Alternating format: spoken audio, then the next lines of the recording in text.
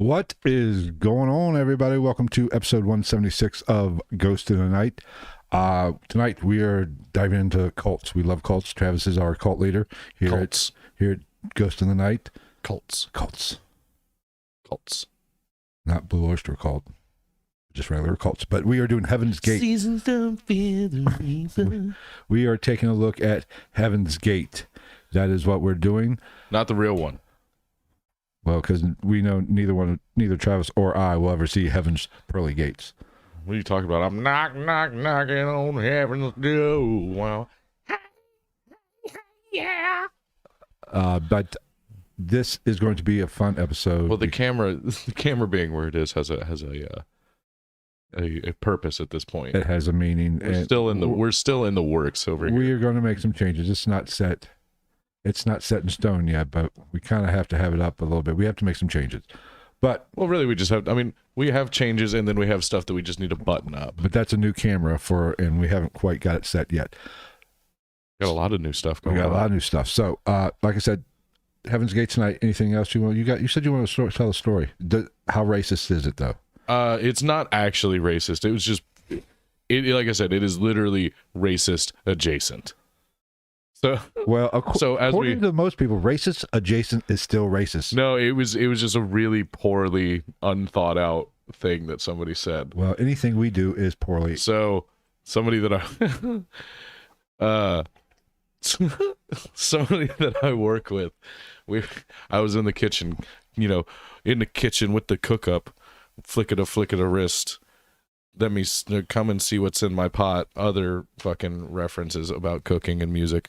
And I'm sitting there, and we're handling the lunch rush, like right after we open. Yeah. And this young lady that works there walks up, and there was somebody there with there was two families there together. They had a bunch of little kids, so they had some, kids chicken nugget meals.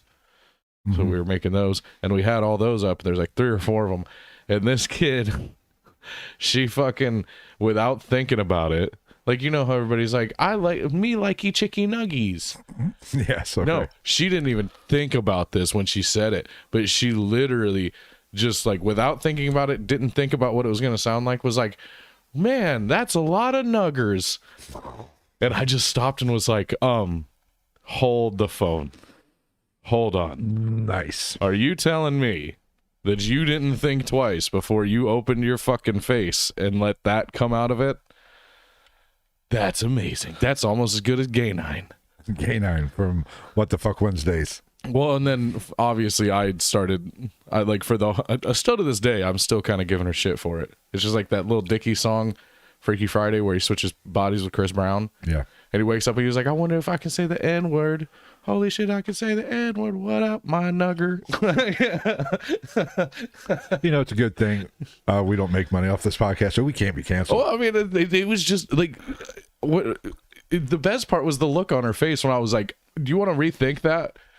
And she was like, oh, and I was like, yeah, you didn't fucking think about that one, did you? Jesus Christ. All right. Are you ready? I was crying laughing. Should we show the change? Yeah. Oh yeah, we have other new stuff that people don't even know about. It's new. This was new. What, last week? Yes, I think was the first week we aired this. And the bottles are new. Bottles are new. We got some more stuff in the works. We have multi-camera setup now. Hit them. Boom, bitches. Look at that shit. Look at that. Oh my god. Yours is way better than mine. I think we should put that one camera on there. Shakespeare says she told her sister about Gay 9, and she loved it. Oh, yeah. I told better half about Gay 9. She thought it was hilarious. Well, she was listening, wasn't she? Didn't she? I don't know if she was on at that time or not. Yeah. All right. She's like the silent partner of podcasting. See, now she watches, but you just never know she's there. I don't know what camera to look at. Like a shadow. I'm so confused. The one that's in front of you. Oh, yeah. It's literally directly fucking in front of you, just like that one's directly in front of me. But then fuck you. Anyway, fuck you, little camera. Before we get started, don't forget to hit the like button, subscribe if you have not subscribed to the channel yet. If you are a podcast listener and you're catching this after the fact, be sure to head over to Ghost in the Night YouTube / Ghost in the Night over on YouTube and subscribe. Yes. And you can join in the party with all of our listeners and join the chat. What? I like having a camera that I can solely look into now. Remember, I said this last week. I'm talking to you guys specifically. I just wanted to remind everybody that if you are interested in the Patreon, since we are adult content, I believe you actually have to go to our actual Patreon link to get to the page. That's patreon.com/GITN. Hold on. I'll put it up there. I will give that to you. Boop. For the YouTube listeners or watchers. Yes. Patreon.com/GITN podcast. Yes. Because I believe that since we're adult content or explicit content, it will not show up in a search. Which is fucking stupid. It's Patreon. It's basically the OnlyFans of... Because we're dirty. Online fucking material. Because we're dirty. We say the F word. I don't say the F word. Falafel? I you know what? I quit smoking, and I'm also going to quit swearing. Yeah, fuck that. On both sides. Yes. All right. I got to stay on top of this. How do you think I stay with the baby face and this fucking sexy radio voice? Cigarettes and whiskey. Hey. You ain't worth the whiskey.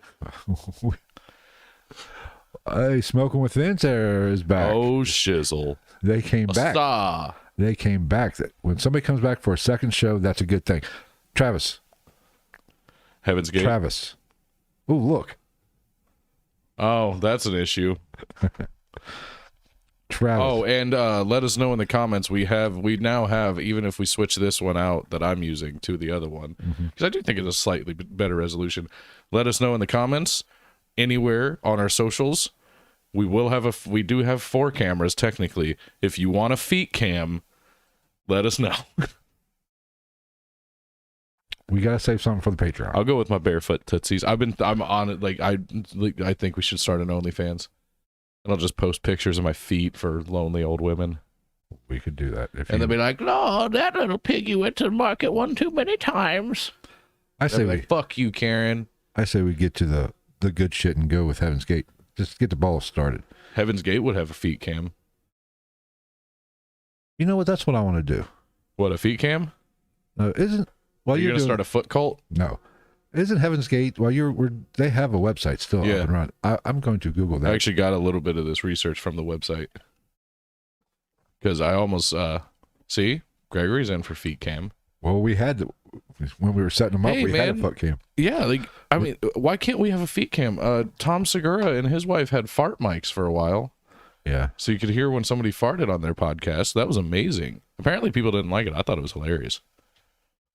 I don't know what their website actually is. I guess it's heavensgate.com. Oh, look at that. Oh. Red alert. Yeah, this is the Hold on, let me move some shit around. And we will eventually share it. Yeah, this is I don't think they've updated since 1990. 97, I believe. Yep. That was the last time they updated this website. Cuz that's still the same red alert from 1997. Sweet. All right, get started with the... Okay. With the... So, tonight, we're talking about Heaven's Gate, often referred to as the cult of cults. The cult of cults. Yeah. It's a cult of personality.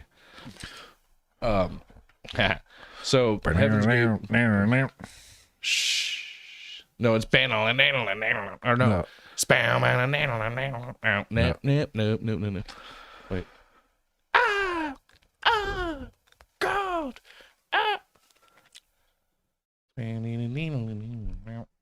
Something like that. I don't know. Eat my dick.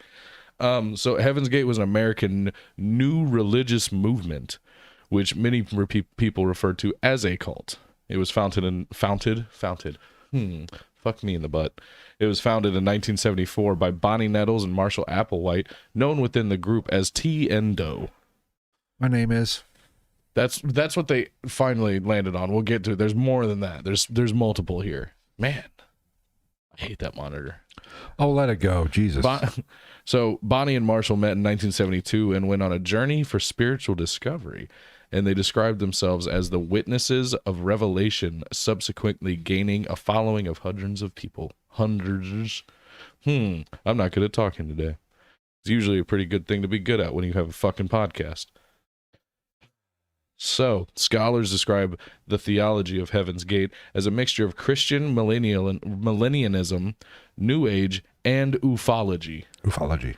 Which has caused the group to be labeled as a UFO religion. You had me at UFO. Ufology. It's such a good word.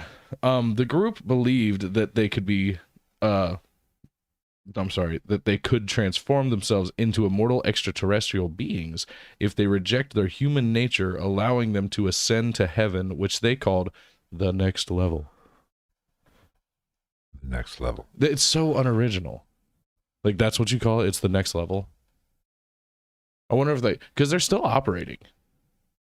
So I wonder if they have I wonder if fucking that ASAP Ferg song is their theme song. I'm on a new level. Never heard of it. Never heard of that one. Itchy bitch in a bad bed. No, not an ASAP Ferg fan? No. He's all right.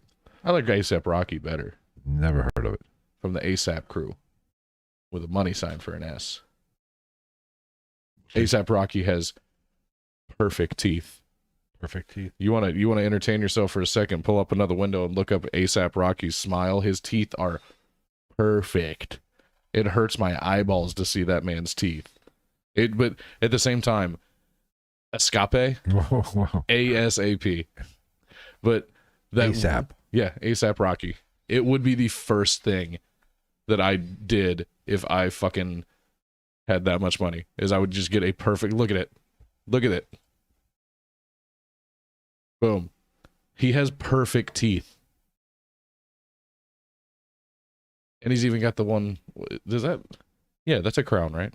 I think so. Or just, I'm assuming it's a crown. If you can't see it when your mouth's not open, I would assume it's just a crown. I guess. Either that or you're just so rich that you're like, I'm going to get a gold tooth that you can't fucking see. What? Breezy's drinking a beer without us. How dare her? Oh, saw Izzy. Yeah. Can we bring that up on the live stream so we can let these people see this? It's the first thing I ever noticed about him when he became famous. He has perfect fucking teeth, and he's very fashionable. Got to give him that. Okay, so now that we're done with that sidebar, Get back to Heaven's Gate. Okay, so let's go into wait, no, let's not go into that. I love your organizational skills. Well, I left out a couple of names for the next level. It is also referred to as the evolutionary level above human, or Telah, Telah, T-E-L-A-H. How close is this to Scientology? Scientology might actually be easier to understand Than this shit. Yeah. So we move on to the humble beginnings of this family-friendly, loving, like the video, group of people. So this brings us to Marshall Applewhite. Marshall Herf Applewhite Jr. was born May 17th, 1931 in Spur, Texas, to the parents Marshall Herf Applewhite Sr., and his wife Louise. He was one of 4 kids, and Marshall Sr. was a Presbyterian minister, which brought Marshall Jr. to be a very religious child. Okay. As is tradition, especially in the South.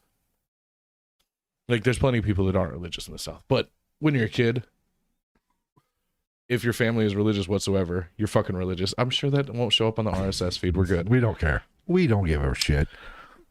Just because we have multi-cameras now does not mean we're professional. Dude, we're big shit popping. Like, and when we get to the end of the show and get to the little bullshit session where we talk with everybody,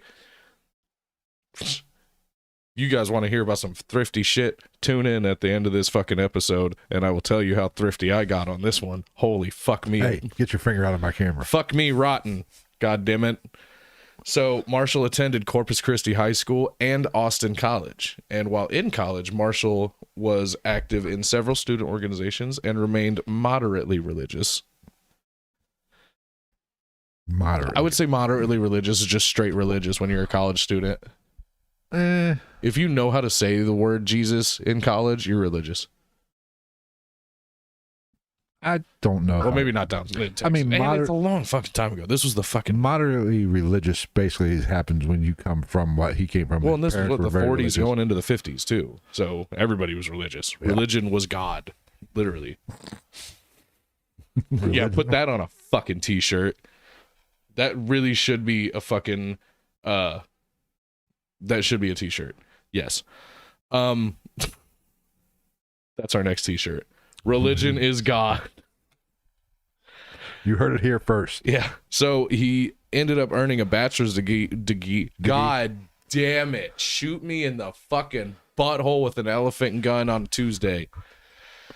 I can't even right now. It's too humid in here. It's going to make my fucking makeup run. I put on a fucking setting spray before I got here, and it's all going to go to waste. Everybody's going to see my blemishes. Don't worry, we're not high def. We're not rich. Let's back it up a little bit. Let me try this fucking shit again. He earned a bachelor's degree in philosophy in 1952 and then enrolled in the Union Presbyterian Seminary to study theology, hoping to become a minister. That sounds like fun. Interesting. That's what I was just looking at. Interesting. Very interesting. Yeah.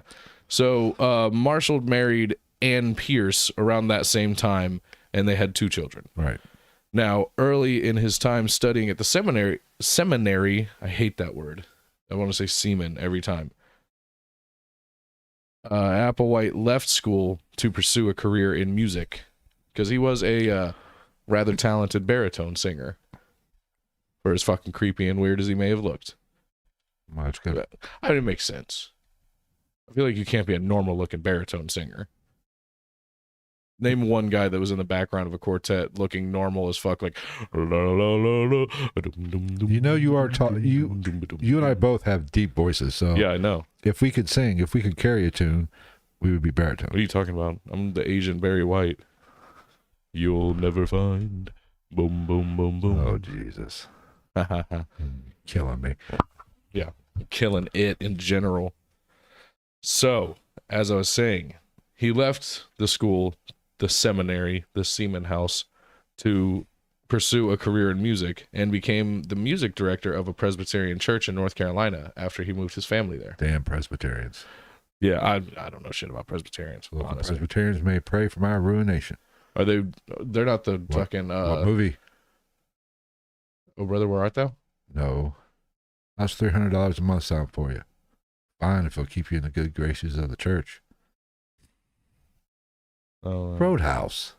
Oh, dude, I haven't seen Roadhouse in fucking 10 years. You're off. We're done. We're shutting this live stream down. The greatest Patrick Swayze movie of all time. Oh, that's like saying that you're the best smelling piece of dog shit in the yard. The best Patrick Swayze movie of all time was the Chippendales bit that him and Chris Farley did on Saturday Night Live. Who are you? I can't even look at you right now. So, anywho's back to the story. So, Marshall was drafted into the Army in 1954 and served in Austria and New Mexico as a member of the Army Signal Corps, which is, for those of you who don't know, like myself, is a branch of the U.S. Army that creates and manages communications and information systems for the command and control of combined armed forces.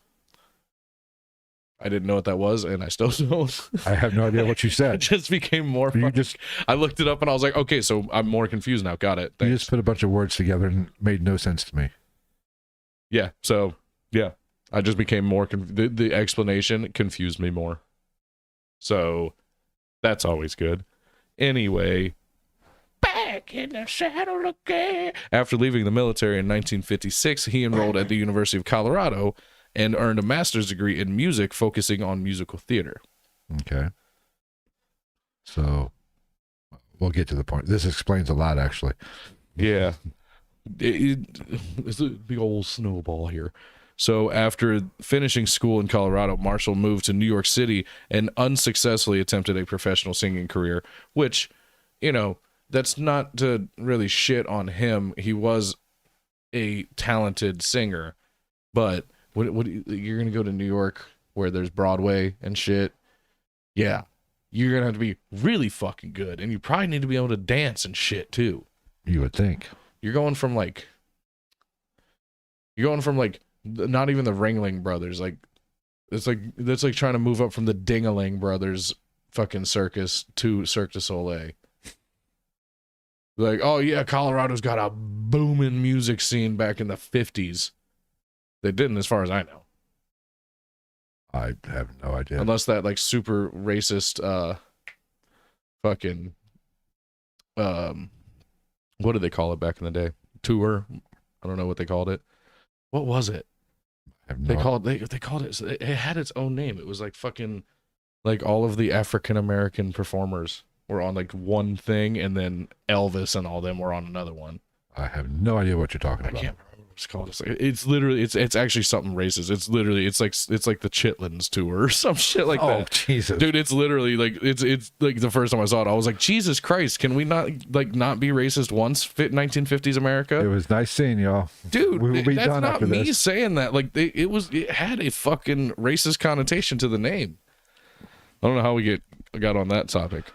Who the fuck? No, Jesus, you're killing me tonight. So, jump ahead to some exciting parts.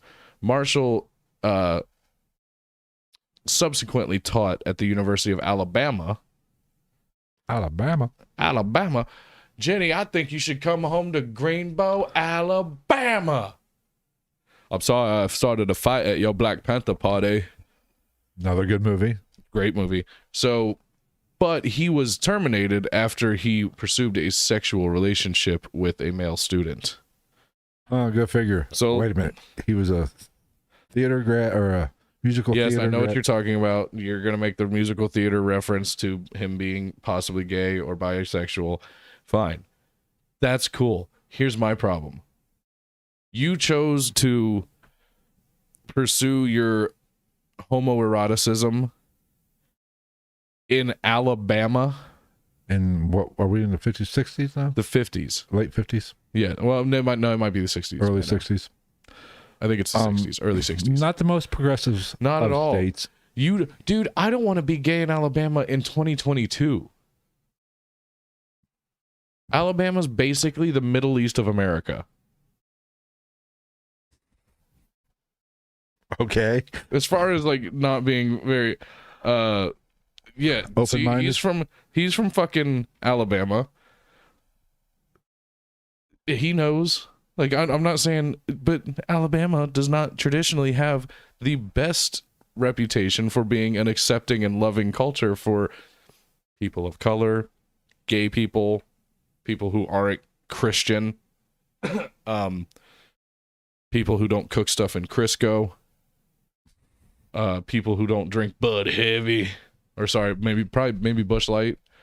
I don't know. It's Alabama. Natty Light, Keystone. Nothing wrong with Natty Light. Natty's not bad. I'd rather have a Busch personally. I forget that Busch Light's not horrible and then I drink one. Busch Light. Busch Light out of a can is not bad. See, I don't like beer out of a can. I love beer out of a can. It's the aluminum. Preferably a tall boy. Aluminum, I can't deal with it. See, I'm very picky. You know that about me. I'm very picky about all my beverages. Like Mountain Dew or like any Pepsi product, the 20 ounces suck. Any Pepsi product has to be in a can or a 1 liter bottle. My beer has to be in a bottle. Or on a draft. Actually, I used to never like draft. Neck bottle. But now I'm getting to the point where I'd rather have draft. Let go my hand. I mean, it depends on the beer. Man, I will say I'm not a big craft beer guy, but I prefer craft beers in bottles or cans to draft. I prefer to drink water than craft beer. I've had some really good. I've had craft. I could turn you on to some craft beers that you'd like. Scrimshaw, you'd really like Scrimshaw. I was sitting next to somebody Friday night. Excuse me. Go on, I'm listening. They ordered after my daughter left. I sat at the bar, and they ordered an IPA. Mm-hmm. I looked at it. See, the IPAs aren't my thing. Literally, it looked like orange juice with like the pulp floating in it. I'm like, ew. Yeah, I'm not the biggest on like IPAs, porters or not porters, like stouts. I'm not the thick ones. I'm not a fan of. Like everybody's like, oh, you want to do a car bomb? No, I don't like Guinness. They don't taste like Guinness. If you don't fucking like Guinness, car bombs taste like Guinness. I mean, they obviously taste like other stuff too, but I really don't like Guinness, so I can taste the Guinness. Now I'll take a Batman instead. Batmans are delicious. Anybody likes alcohol? Yeah, Drink a but Batman. that'll get you fucked up with a quickness. So, what, Batmans? Yeah. I love Batmans. It's like a root beer float. I was there on my birthday one time and had like 2 of them. Yeah. And I think I had like 9 one night. and a bunch of shots. This was like, what, 3-4 years ago? Yeah, I think I had like 9 one night while I was drinking beer. The first birthday I spent at that bar, Yeah. I got fucking hammered on Batman. They'll do that to you there. So, yeah, I don't know. Like, I'm just specific. Like, a How lot did of we get on this topic? I have to go. Like, I would have to go to fucking Jungle Gyms because, like, I don't like stouts. I can't. I've had a couple IPAs that I don't hate, but like I like blondes. So do I. I drink light beer. So I bet I'm above. I've always drank light beer. So yeah, I'm gonna be more more apt to a blonde or a lager or a pilsner. See, that's what I'm saying. I had a fucking craft pilsner. I think that's what Scrimshaw is. It might be a lager. That shit's fucking good. I got it in bottles at the Rookwood downtown. It is literally like if you made a Bud Light out of really high quality ingredients. Okay, I'll take your word for it. And not the in the way that Budweiser's like, we only use the highest quality ingredients that we can buy by the metric ton. Right. For cents on the dollar. The highest of quality. So anyway. Heaven's Gate, where are we at? How did we even get on that beer topic? I don't know. Yep. Don't shoot. That's what it sounded like. I don't think that was a firecracker. No, that was not a firecracker. That was... See, I hate when people are like, oh my God. That was some fucking redneck that just cleaned his gun or put something on his new gun and went and just fucking popped one in the ground to see how it worked. That's all that was. Or somebody trying to scare somebody or something. So... Where are we at? We're here. With his religious background, Marshall became frustrated with his sexual desires regarding other men. And then in 1965, Marshall and Ann separated after she learned of the affair, and they ended up divorcing 3 years later. Can't blame her, I guess. I mean, you know, to each their own. I can't say I've never run into that problem personally, but I could see her not being too happy with her husband. I don't give a fuck the sex of the person that he's having an adulterous affair with. It's just the fact that he's having an affair. Yeah. Like, I don't think it fucking matters at that point what the sex or gender of the person is. It's the adultery that is the issue. Yeah, I agree. I agree. You right there, killer? Yeah. You did a me, didn't you? I think so. So, boom. Moving on. Marshall's father also rejected him when he learned of his homosexuality. Shocker there. Again, not surprising. The guy was probably like 165,000 years old. So, you know what? Yeah. I'm tired of your ageism. I'm tired of it. It was the fucking 60s in Texas. Well, I'm assuming his dad was still in Texas. I don't know. You show your ageism with me and with everybody else. I don't like your tone when you're talking about old people. You know what that is? It's the world's smallest violin. Yeah, playing your... Yeah, whatever. Bite me. You want me to wipe your tears with my pubic hairs? You're Asian. You don't have any. No, actually I do. Okay, well, too much information. Ha ha ha. So, moving on again. Also in 1965, what did I do? Oh. I just automatically assume I did stuff when stuff happens. I think I did that. So, also in 1965, Marshall left the U of A, or the University of Alabama, for Houston to serve as the chair of the music department at the University of St. Thomas. Excuse me. I also prefer whiskey, hence both of the whiskey bottles that are behind us. Let me go back. Look at us switching up. Boom, pow, pow, pow, pow. I really need a raise. I'm working the cameras. I'm working this. Well, just think one day the next big addition to our fucking little studio be a producer here is going to be that, or I think that we can program those on that soundboard that we want to get. Oh yeah. So we can just boom, boom, boom, boom, boom, boom, boom, boom, boom, boom, boom, boom, boom. Yes. So St. Thomas Music Department chair He was a chair. He also became a popular local singer, and he serving as the chorus director of an Episcopal church, and also performed with the Houston Grand Opera. Cool. I mean, how many other options do you have when you're baritone? I guess back then, baritone had a lot of stuff going on. And you still do, but I feel like back then it was like quartets and shit like that, and then, you know, fuck off other than that. So, yeah. So, moving on. Highland Park Scotch. I'd try it. I don't have the best history with Scotch. Me neither. They make great tape. The best tape. Amazing tape. Scotch people, great fucking tape. I'm not happy with how you handled. Wait, no. Actually, R.I.P. William Wallace.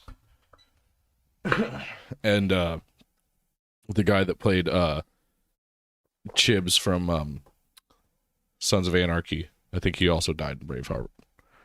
Yes. I don't know. The movie was 5.5 fucking days long. And he died in Gladiator as well. He was. Oh, yeah. He was his right hand. I haven't seen Gladiator in a minute either. They're both just so fucking long. I started watching Braveheart not that long ago, but god damn. Evan Williams. I've just never had the taste buds for Evan Williams. I mean, look, I drink fucking Wild Turkey. Like I'm not a big whiskey drinker. You drink Fireball, motherfucker. I guess that doesn't really count. It's not really whiskey. No. I mean, it starts as it's like technically. I say all the time, Fireball is like a bottle of cheap whiskey that somebody chewed a whole pack of Big Red gum and then spit the wad in there and then just kind of shook it up and sat it there overnight. Because actually, I'm a Jaeger guy. Ugh. I love Jaeger. I drank way too much Jaeger in my younger years. I've killed Jaeger for myself. I tend to get a little. How do I say this very nice? I tend to get a little pissy. I have yet to find any. I've never been an angry drunk. Oh, if I'm an angry drunk, it's like I'm angry about something else. It's something else is bothering me, and I just happen to get drunk too. I tend to get pissy with Jaeger. Oh, no Jaeger for you. There is a bartender that you know will not serve me Jaeger. Oh yeah, no. Well, not anymore. Yeah. So, enough of this alcoholism. Blah, blah, blah, blah, blah. Back to Heaven's Gate. If only. So, Marshall resigned from St. Thomas in 1970, claiming depression and other emotional problems.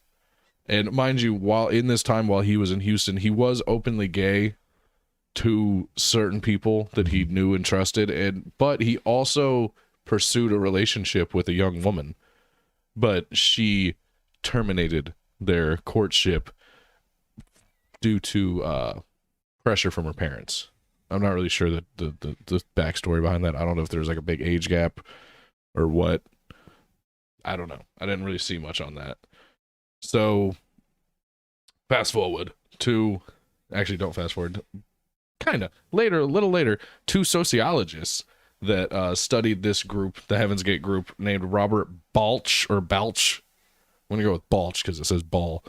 And David Taylor speculate that he actually left the university due to another affair between Marshall and a male student. You know, fool me once, shame on you. Or me. Fool me twice. But, you know, call me tomorrow. In that time, it's kind of hard to keep that secret. You know, rumors start spreading. Even in college, it's not technically, I think. Go on. Not technically, you know, the student-teacher relationship is there's a little bit more openness to it, but at that time, I would think the rumors would start swirling around, even at that. So I think you get caught once, you wouldn't do it again. What's that look for? Apparently, he likes Jaeger just because he likes black licorice. Said no one ever that's under the age of 65. I don't like black licorice either. But you like Jaeger? It's weird. I like ketchup in hamburgers. I love ketchup on my hamburgers, but I hate fucking meatloaf. Which, basically, that's all it is. Hamburger with ketchup on it. I love meatloaf. It's some other shit. I love a good meatloaf. A loaf of meat. You put anything in loaf form, it just gets better. That's just science. We'll take your word for it. Neil deGrasse Tyson proved that himself. They said, dark matter. He said, fuck that dark matter. Put it in a loaf. Put ketchup on it. Dark matter loaf. Neil deGrasse Tyson approves. Suck my dick, Stephen Hawking. He said, fuck you, Neil. You're such an asshole. He said, yeah, well, at least my asshole works, Stephen. You fucking cuck. Anyway. Marshall moved to... Why? You like the lack of segue there? Yeah. Marshall... I'm sorry, Chalupa. I had to fucking lock my chair so I don't fall out of it. Marshall moved to New Mexico in 1971 where he opened a deli, or operated a deli, rather. I apologize. And was actually popular and well-liked by his customers. That was short-lived. He moved back to Texas later that year. Around that time, his father passed away, leaving Marshall in a state of depression combined with a mounting debt, which forced him to borrow money from multiple friends.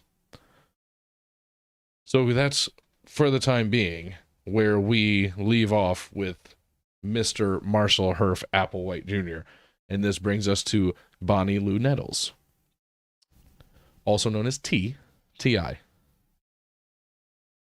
That was her name in the cult. Or I'm sorry, the religious group. Didn't they change their name constantly? Oh yeah. I think I have all of them, I think. Probably not though. So we get on to Bonnie Lou Nettles again. No, also known as T.I. You know. Not the rapper. What you know about that? Girl, you can have whatever you like. Who I'm is Rubber Band Man. Didn't he get shot in Cincinnati a couple years ago? He got shot at. I don't know if he actually got hit. Oh, was it? He got shot at. But so. It was in Cincinnati. I mean, he's the Rubber Band. Why, Mr. Taliban? 9 on his right, 45 in the other hand. All right. T.I. That's how he does things. Bonnie was born August 29th, 1927 in Houston to a Baptist family. Baptists are the ones that like sing a lot and shit, right? Yeah. Or Southern Baptist? Southern Baptist. Yeah, there's a lot of singing involved. Well, she was born in Houston, so I'd assume it's Southern Baptist. Southern by the grace of God. Praise the Lord and pass the ammunition. Ski! My force rifle was a 243. Great song. In her adult years, Bonnie turned away from her religion, and she became a registered nurse, then married a businessman named Joseph Segal Nettles. No relation to Steven. That man will kill you 36 ways before you hit the ground. Yeah, bullshit. 20 years ago. Now he's lucky to get out of bed without cracking his fucking spinal column. Well, even though he's in Russia now. What? You didn't know that? No, I did not know. Yeah, Steven Seagal became like an official citizen of Russia. He's buddy with Putin and shit. I don't know if it's like that's still a thing, but it was a thing a few years ago. Really? Yeah. I was not aware of this. He's like, yes, I'll come kill people for you, Vlad. Did you know I was in 35 movies that nobody's seen? Well, I saw 2 or 3 of them. I was also a sheriff in Louisiana for which was actually a pretty funny show. Dude, I agree with Tom Segura though, the comedian. Yeah. He did racially appropriate everyone. Because he changed his accent. He really did. He changed his accent or his verbiage. He would start he spoke the worst Spanish to Hispanic people on that show. He like, ¿qué pasa? El Rancho Grande, burrito, sabanero, arroz con pollo. And they'd be like, I'm sorry? He'd be like, no sé. And he really does bow to Asian people. I'm like, I don't give a fuck how much fucking martial arts you've done. Not every Asian person bows to each other. I would actually, here we go. I've never been bowed to, nor have I bowed to somebody else. We don't just walk around and be like, I'll be like, yeah, so I'm going to go grab these shoes and then I'm going to go watch the movie with my girlfriend. And then, hold on, man. Much respect for you and your family. And then walk away. Like, oh yeah, sorry, another Asian guy. You know how it goes. It's not how it works. And God forbid there was a black guy on that show with Steven Seagal. Let's just say he would get canceled with a quickness. He would literally like dap them up, even though they're like, yes, I called you because my brother's murdered in my front yard. What's up, brother? like just start roundhouse kicking people, you fucking piece of shit. So, where were we? Bonnie, T.I. Yeah. So, yeah, she married this businessman, Steven Seagal's nephew, in December of 1949, and they had 4 children. It's the South, so you say children. Turns. Yeah, Gotcha. what song was that? I have no It was a idea. Lil Wayne song. He's and fucking Manny Fresh was on there. He was like, grown folks, in between, children and babies. You are now listening to Manny Fresh.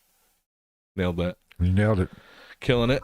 So the couple had a mostly stable and normal marriage until 1972, which is a fucking, was what, 23 years? Yeah. Yeah, that's a good run. Not back then. That's a good run now. Back then, everybody's like, you're a fucking witch. Hang that bitch. Right now, God's got to fuck you with his staff. right now, about 5 years is a good fucking run. He's going to uppercut your cooter until it falls out. Because that's how they roll. You know. Yeah. Yes, I like that. Tyler said. I like that too. Eminem and T.I. started a cult. It's not a bad one. So, up until 1972, everything's hunky-dory, kind of.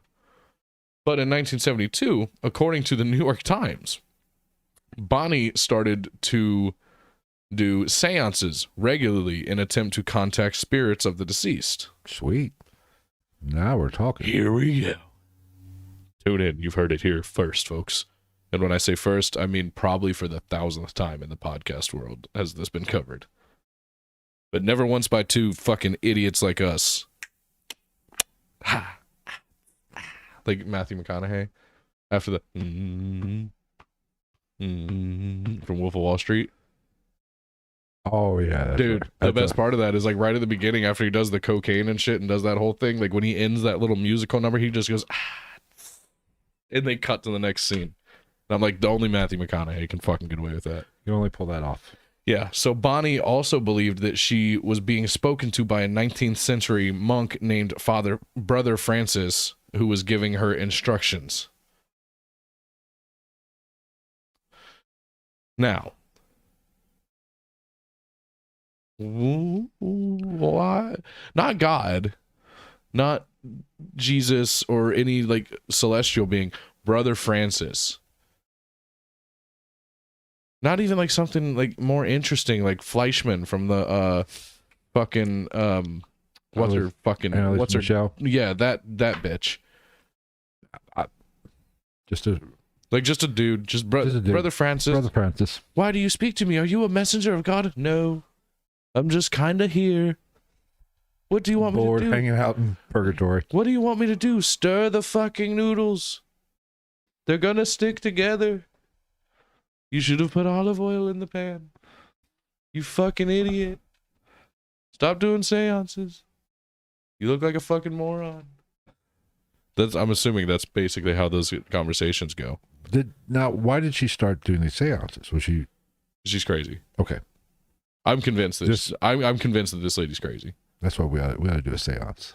Yeah, I think she had a mental break. Either she was always kind of a little nuts, or she had a mental break somewhere in life, called possibly postpartum depression. So I don't know. These things can pop up in a multitude of ways. Agreed. So Bonnie was told by several fortune tellers that she would meet a mysterious, tall, light-haired man with a fair complexion, vis-a-vis Marshall Applewhite. But can we get any more specific there? Right. I mean, that's a little vague. I'm just saying. That's not 60% of white dudes. Right. I mean, I say the odds are pretty good she's going to meet somebody with those characteristics. Call me cray-cray, boo-boo. So she was also known to study the occult, astrology, and theosophy. Which, if you don't know what theosophy is, it is basically the teachings of Madame Helena Blavatsky. Blavatsky. We need to do an episode. Yeah, the OG cult leader. Yes. Yeah, that's what theosophy is. It's Yes. the teachings of Madame Blavatsky. So we will do an episode on that at some point. That's a good one. So the meeting between Bonnie Nettles and Marshall Applewhite was in March of 1972, when Marshall claims that he was visiting a friend in the hospital, and Bonnie Nettles came in the room because she was a nurse, and their eyes locked, quote, in a shared recognition of esoteric secrets. and they both said that it was fate. So, here's first things first. Go fuck yourself. You're not fucking Shakespeare, because she's in the chat right now. You ain't that. You're not fucking Robert Frost. You're not Langston Hughes. I don't give a shit about your fucking vocabulary. First off, you're using big words, and when you use big words, I feel like you're disrespecting and threatening me, and I will fight you, Marshall Applewhite. I will fight you naked and in the dark. Second, I will also fight Bonnie Nettie Pot. She's dead. I win already. They're both dead. Woo! Woo! Yeah, suck it, Logan. Logan Paul, I want you. I'm just kidding. He was on fucking WrestleMania. I know. Apparently, he did fairly well. Dude, he did a frog splash off the top. I saw him practicing. They were practicing. I mean, I'm just saying, like, hats off to you. Like, that's a fucking but then, ballsy thing to do. Spoiler alert. It's turned on him. Yeah. Is Pat McAfee? That's tonight. Tonight? Yeah. Tonight. Did you see that shit? I was watching that when I was here the Friday night. SmackDown was on, and when I was downloading all that shit on the computer, and I was out there, and like Pat McAfee and whatever that fucking, I don't watch wrestling anymore, but Pat McAfee and whatever that dude's name were. Austin Theory. Oh yeah, like he was like trying to get him to come at him, because I guess Vince McMahon was like, dude, don't touch him until WrestleMania or you're fired. That's actually a good Vince. I'm just saying. Call me. I would gladly be, dude. I would 100% be an announcer for the WWE if they can contract with like HBO or something where you can cuss. Holy fucking shit! Ray off the top rope just dropped his nutsack in that motherfucker's mouth. What's his son's name? Who? Rey Mysterio Jr.'s son? Dominic. Look at this little motherfucker! Ray Jr. dominating these motherfuckers. Fuck that. He lives his life off the top rope, not a fucking quarter mile at a time. Fuck you. He's the new Dom. Eat a dick. Our voice is an Iron Giant. Nobody even knows it. Did you know that? Well, hopefully Vince will see this audition you just did, and you will get an opportunity. I'm taking your job. Wrong camera. I'm taking your job. Yeah. There's too many fucking cameras. Because now every time you switch to that one, I keep looking at this one. It's fucking me up. God damn it. So, yeah, shared recognition of esoteric secrets. Fuck you. Now, Terry Nettles, Bonnie's daughter, worked at a theater where Marshall produced shows for the children, for like it was like a children's theater thing. Okay. On weekends, and taught an in-house drama school. Now, according to Terry Nettles, someone got hurt at the drama school in the theater that Herf, she knew him as Herf, or Marshall Applewhite, worked at, and Herf accompanied the injured person to the hospital where he met Bonnie. Now, see where it's... So we're already crossing streams here. So we're in the early 70s now, right? Yeah, 72. Well, you know, 72. People need to come up with some better damn nicknames. Herf? Well, it was his middle name. What kind of name is Herf? I don't know. How much did his dad's middle name too? Herfafa is 2 How F's. much did their parents hate them? I don't know. Enough to let him go start a cult without shooting them. It was the South in the 50s and 60s. They should have just fucking shot him. True. Probably would have been better off. Would have been better for the world. Well, not the whole world. Well, I don't want to say it didn't affect the whole world. Would have been better for a somewhat small group of people. Excuse me. So, Bonnie did an astrological reading on Marshall Applewhite. I don't know what the fuck that really is. I looked it up, and yet again, I didn't understand it even more. It's just astrology. The whole, you know. Sure. What's your zodiac sign? It's a little more complicated than that. Nope, that's it. She said, what's your fucking zodiac sign, you stupid goddamn idiot? I want to do a astrology episode one day. I'd just like to get somebody on that knows what the fuck. Are we going to drink pumpkin spice lattes? Absolutely. Yeah. Absolutely. But Are we going to wear $95 American Eagle jeans that are all cut to shit? No, I have enough jeans that I don't need to pay $95,000 for jeans that with holes in them. I have those as it is. Are we gonna put pop sockets on our phone? No. We're gonna drink White Claws or Trulies No. or Bud Light seltzers No. or whatever the fuck else there is. I'm just saying astrology is very interesting. Astra Pink Lemonade. But I'd like to have somebody on who is an Astrologist or whatever. Neil deGrasse Tyson. No, that's astronomer. Same thing. No. Same thing. That's scientific. Astrology is not. It's the same thing. But it'd be fucking cool to have somebody do it. It matters just as much in everyday life. Well, fine. We will do this when you're on vacation. I still want to fucking ask Neil deGrasse Tyson if the planet is actually just a star that hasn't fully burned up yet. These are. Well, I was talking about that shit last night. I'm like, they're like, oh, we know this about the core. How? We had this conversation Friday. I know. Wednesday. Last night was the second time I had that conversation. How the fuck do we know that? We don't. It's just a theory. It's all theories. It's just an Austin theory. And Pat McAfee's gonna boot it through the fucking. I act like I didn't actually know anything about Austin theory. I didn't even know his fucking name till you told me. Anywho's it's. So both these two instantly connected spiritually. And Marshall decided Bonnie would be the sage and he the speaker. That's a quote. Yeah, this guy. She's the brains, and he's the charismatic leader. Yeah, he's the. Let's see. What's the best way to put this? I don't know. I don't know a good way to put this. Me neither. We'll come back to that one. Anyway, so the two took off together in 1973.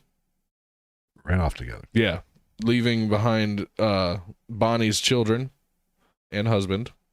They started Heaven's Gate with Bonnie as the person running the group and Marshall speaking for her. Bonnie claimed to have had communications with aliens and about the quote-unquote next level. Now,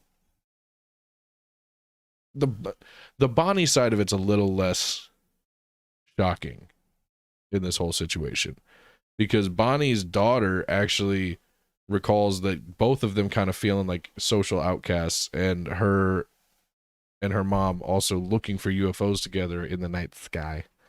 Which, who hasn't done that? Who hasn't smoked a little weed and just stared at the fucking sky and been like, you think somewhere out there there's someone doing the same thing, looking down at us, bruh? I've never done that. I bet you got some really good space weed. Memes you think they got up there?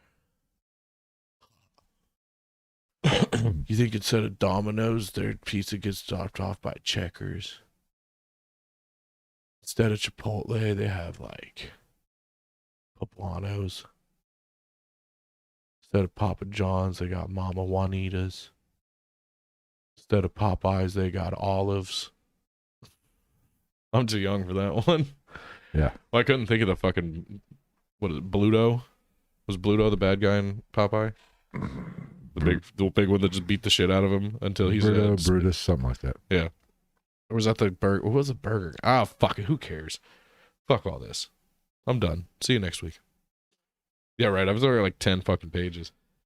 It's gonna be a long one. No, it starts to roll a little bit once you get past like the individual backstories and shit like that. Excuse me. So Bonnie's marriage was already just completely fucking in shambles. Obviously, she fucking dipped out on her husband and kid and 4 kids and with some guy that she had esoteric with. You run out with another guy. It's not a good look. It's the writing's on the wall, especially when the guy's likes guys. You run off with a gay guy. Well, we'll get into that. We're gonna get into gay. That OnlyFans. Are we gonna tell them? Is it time, Phil? Are we coming out live? Is it time, Phil? No, we're not coming out because there's nothing to come out. Like I said, rainbow sherbet. Ew. Yes. I might have to get a beer on that note. Bluto, the researcher. You're right. So again, obviously her marriage had already kind of fallen apart when she just abruptly, we're going back to 73. She like abruptly left, just gone with Marshall, who also left his family behind. So, you know, they're both pieces of shit, really. Look at all my doodles. So moving on to Marshall denounced sexual activity. But, all right, I'm done with this. But new topic. But he found the platonic relationship, a relationship of a platonic nature that he desired with Bonnie. Whether I never saw anything of where she felt with that, but you gotta wonder. You know what I mean? I don't know. I'm still a platonic relationship with no. Ew. It's not a relationship without sex. Yes, it is. It's a friendship. No, it's not.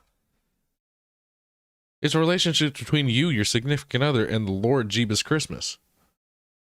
Well, call me shallow. There needs to be penetration. Jeebus loves me, this I know, because hostess makes ho-hos. I'm just saying. I mean, I say a lot of shit. That doesn't make any of it true 95% of the time. I'm not going to waste my time in a relationship with no sex. I mean, you can just say all you want. I stand by it. I just say a lot of stuff. And you know how many times a day I threaten to like shit in somebody's back seat? I have no idea why. Probably usually about once a day. Well, if it happens to me, I know who did it. I told one person yesterday that I was going to beat them to death, and then I was going to use their dead body to beat another person to death. You're so... What's with all the violence? Well, you know, it's just normal everyday stuff. But I'm just saying, my point is, what's the point of being in a relationship if there's no sex? Can there at least be a hand job every now and then? Jesus. I'd rather go without sex. Hand jobs are like ties. No, I understand there is an intimacy and a connection to a relationship, but it's all the same, you know. I mean, just look at how the fucking fish man from Hellboy, he loved from the other side of the tank. Abraham Lincoln. Okay, just call me shallow. Okay, he wasn't. I'm just a whore. Fine. I mean, I get where you're coming from, but like, I'm sure that there's plenty of people out there, especially faith-driven people, that like legitimately have loving, caring, legitimate relationships. Shut the fuck up. I can't tell if that's an argument or like... It sounds like a little kid right outside in my backyard. Band practice. Sorry, we're being nosy. There was a bunch of cars parked over there. So there was band practice. What the fuck? That's a good point. Where's the goddamn mariachi band been lately? We haven't had any backing music. They were practicing earlier.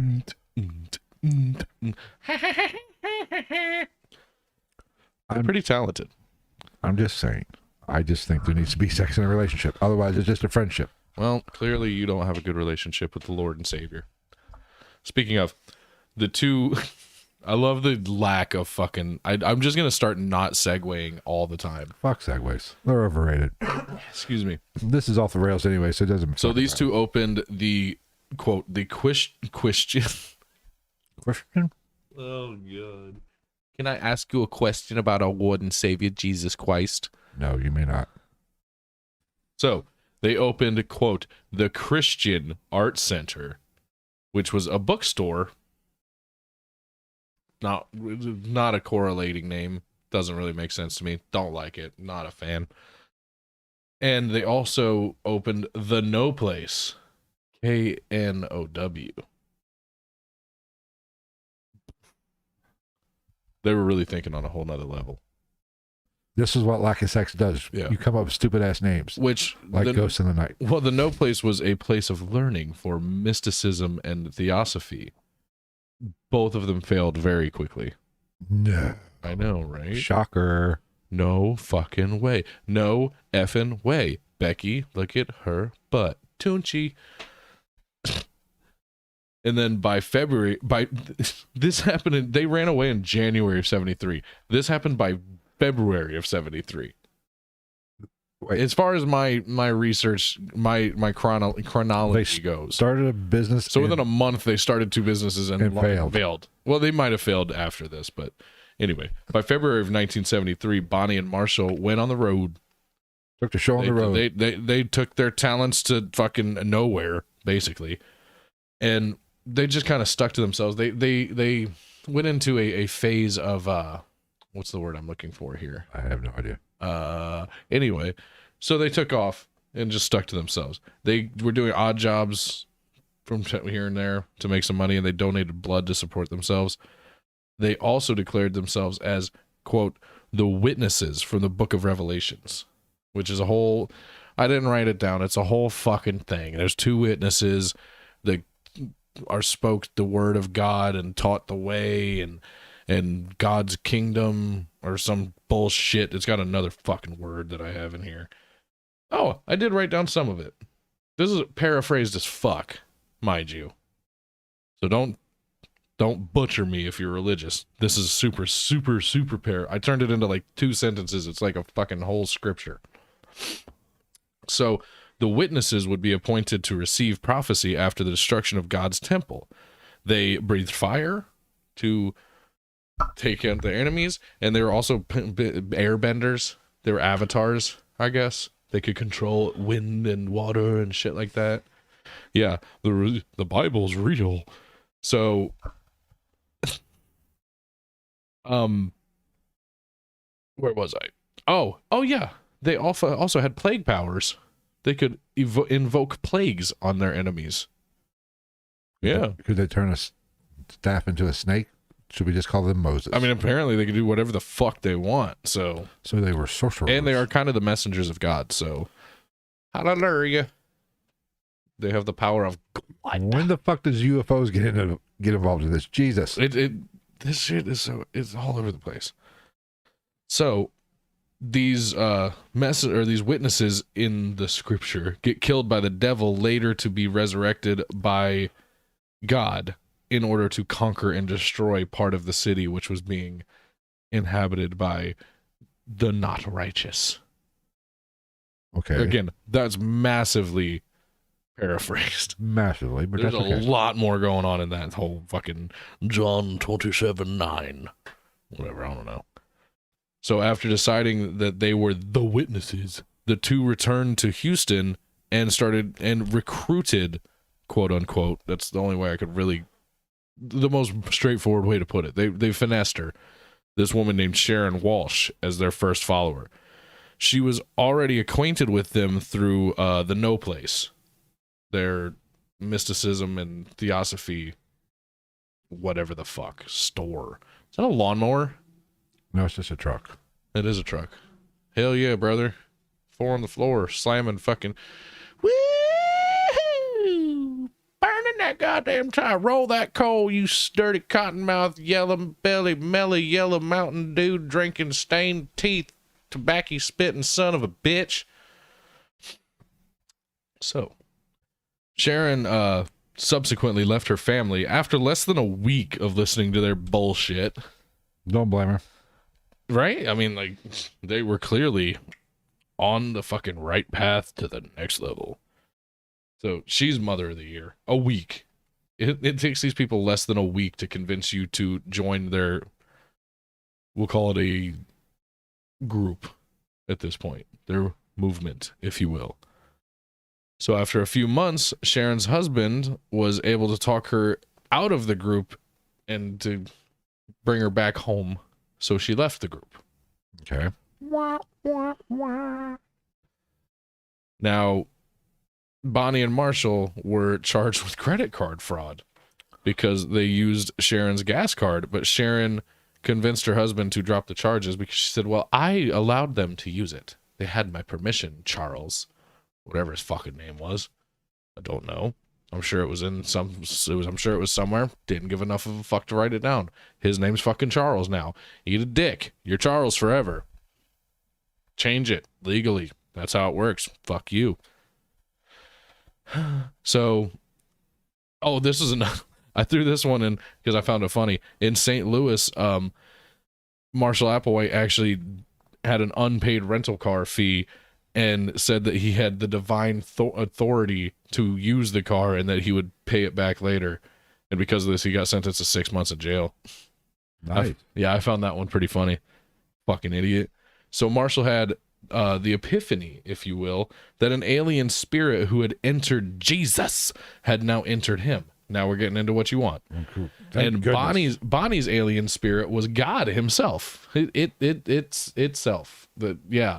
Whatever the fuck God is. So Bonnie got to be God. Bonnie is God, and Marshall is Jesus. Makes sense, doesn't it? So their original souls. Oh, I'm sorry, I skipped one. Mistranslate. They said that this is how it worked. Basically, like, this had been going on, and God and Jesus and all this stuff and all the mention of angels and stuff like that was in reference to aliens, as opposed to holy figures and actual angels as religion teaches us and shit like that. And they said that the reason that it didn't come across that way is because the Bible was basically mistranslated because there was a lack of modern day vocabulary to describe these things. Which is the main problem with the Bible in general. The translation of the Bible, correct? Yes, I agree. So their original souls were transferred over to a couple newborn babies. Oh, how nice. I guess that's how that works. I think that's how that works. Yeah, so there's some baby. There's a baby Bonnie. Baby Bonnie, Bubby Bumpers. Maybe with the name Marshall, maybe it became the... Wait, what year were you born? No, I was born in 72. Ooh, you're lucky. Just barely missed it. But maybe, since his name was Marshall... Marshall Mathers? Maybe Eminem has the soul of Marshall Applegate. He's the real... Slim Slady. I was trying to think of something funny to throw in there. I got nothing. There's not really nothing you could say to make this funny. It's just not funny. This is sad. So Marshall also penned quote statement 1. They're nailing it with naming shit. They are. Which was basically their beliefs and a tool to bring in new followers. Which statement 1 basically just said that Marshall and Bonnie are the chosen ones, and if you want to transcend and into the next level of heaven, then you get on team name it what you will, Bonal, Marshani. I don't know. They have shitty fucking celebrity couple names if you put the two names together. Nettle and Applewhite. Applenet. Nettlewhite. That's not bad. There's probably somebody out there whose last name is Nettlewhite. That'll work. We can roll with that. If your name's Nettlewhite, send us an email. Please don't contact us. No, send us an email. We want to hear about this shit. I won't read it, but you can send Tell us about your arrest record. Oh, GITMpodcast@gmail.com. Yeah. So after he got out of jail for not paying for a fucking rental car, idiot, they went on the road again in 1975, referring to themselves now as the Two. They're the shit. Like Austin Powers, he's like, who does number 2 work for? And then Tom Arnold's in the next stall. He said, yeah, buddy, you show that turd who's boss. The Two. He said, grab it. What did he say? He was like, grab a handle. He's like, take it easy. You're going to blow out an O-ring. We're going to get through this together. And then that Irish guy's drowned in the toilet. He's like, God damn, boy. What did you eat? It's a good time. Good movie. Haven't seen those in a while. So statement 1 then got sent around as a flyer and caught the attention of would-be cult leader Clarence Klug, who had them speak and explain it to a group. And at this point, they changed their names to Guinea and Pig. Guinea and Pig. Yes, Guinea and Pig. To, how do I want to say this? To portray their roles as... No, I don't want to do that. To portray their roles in a next level experiment, if you will. Fun. Oh, it's borderline racist. What, Guinea and Pig? Yeah. You separate it like that. Oh, yeah. Yeah. Now together, Well, guinea pig. yeah, but Guinea is supposed to be racist, but fucking Nicki Minaj and Cardi B and all them can make a song called WAP. We've covered this on the episode before, or on another episode. I wonder how that made people in like fucking Staten Island. Yeah, because we talked about that. Like there's some Italian dad just sitting there drinking coffee, eating like prosciutto, and his daughters just run around wop wop wop wop. Hey, oh. or sorry, a wop's a Sicilian, right? I think so. I'm not up to date on that, but yes, I think. Yeah, it's just like wop. Hey, come on. Hey, your Uncle Giovanni, he turned over in his grave. He heard you talk like this. Come here, let me smack your face out of love 13 times. Out of love. That's what they do. That's an Italian greeting. It's like, oh, this kid. This kid. I love this kid. Look at him. Look at him. You look more and more like your father every day. God rest his soul. I can't wait till your Uncle Vinny gets out of the pen. But still, the name Guinea and Pig. These people are weird. Just no. saying. They're just weird. Are you just now coming to this conclusion? This is a shitty cult. I'm just saying. Yeah. Not nearly as cool as it sounds. So anyway, the next level equated to Tila, the evolutionary level above human or whatever the fuck, or the evolutionary, Jesus Christ, I just repeated myself again. Shoot me in the dick.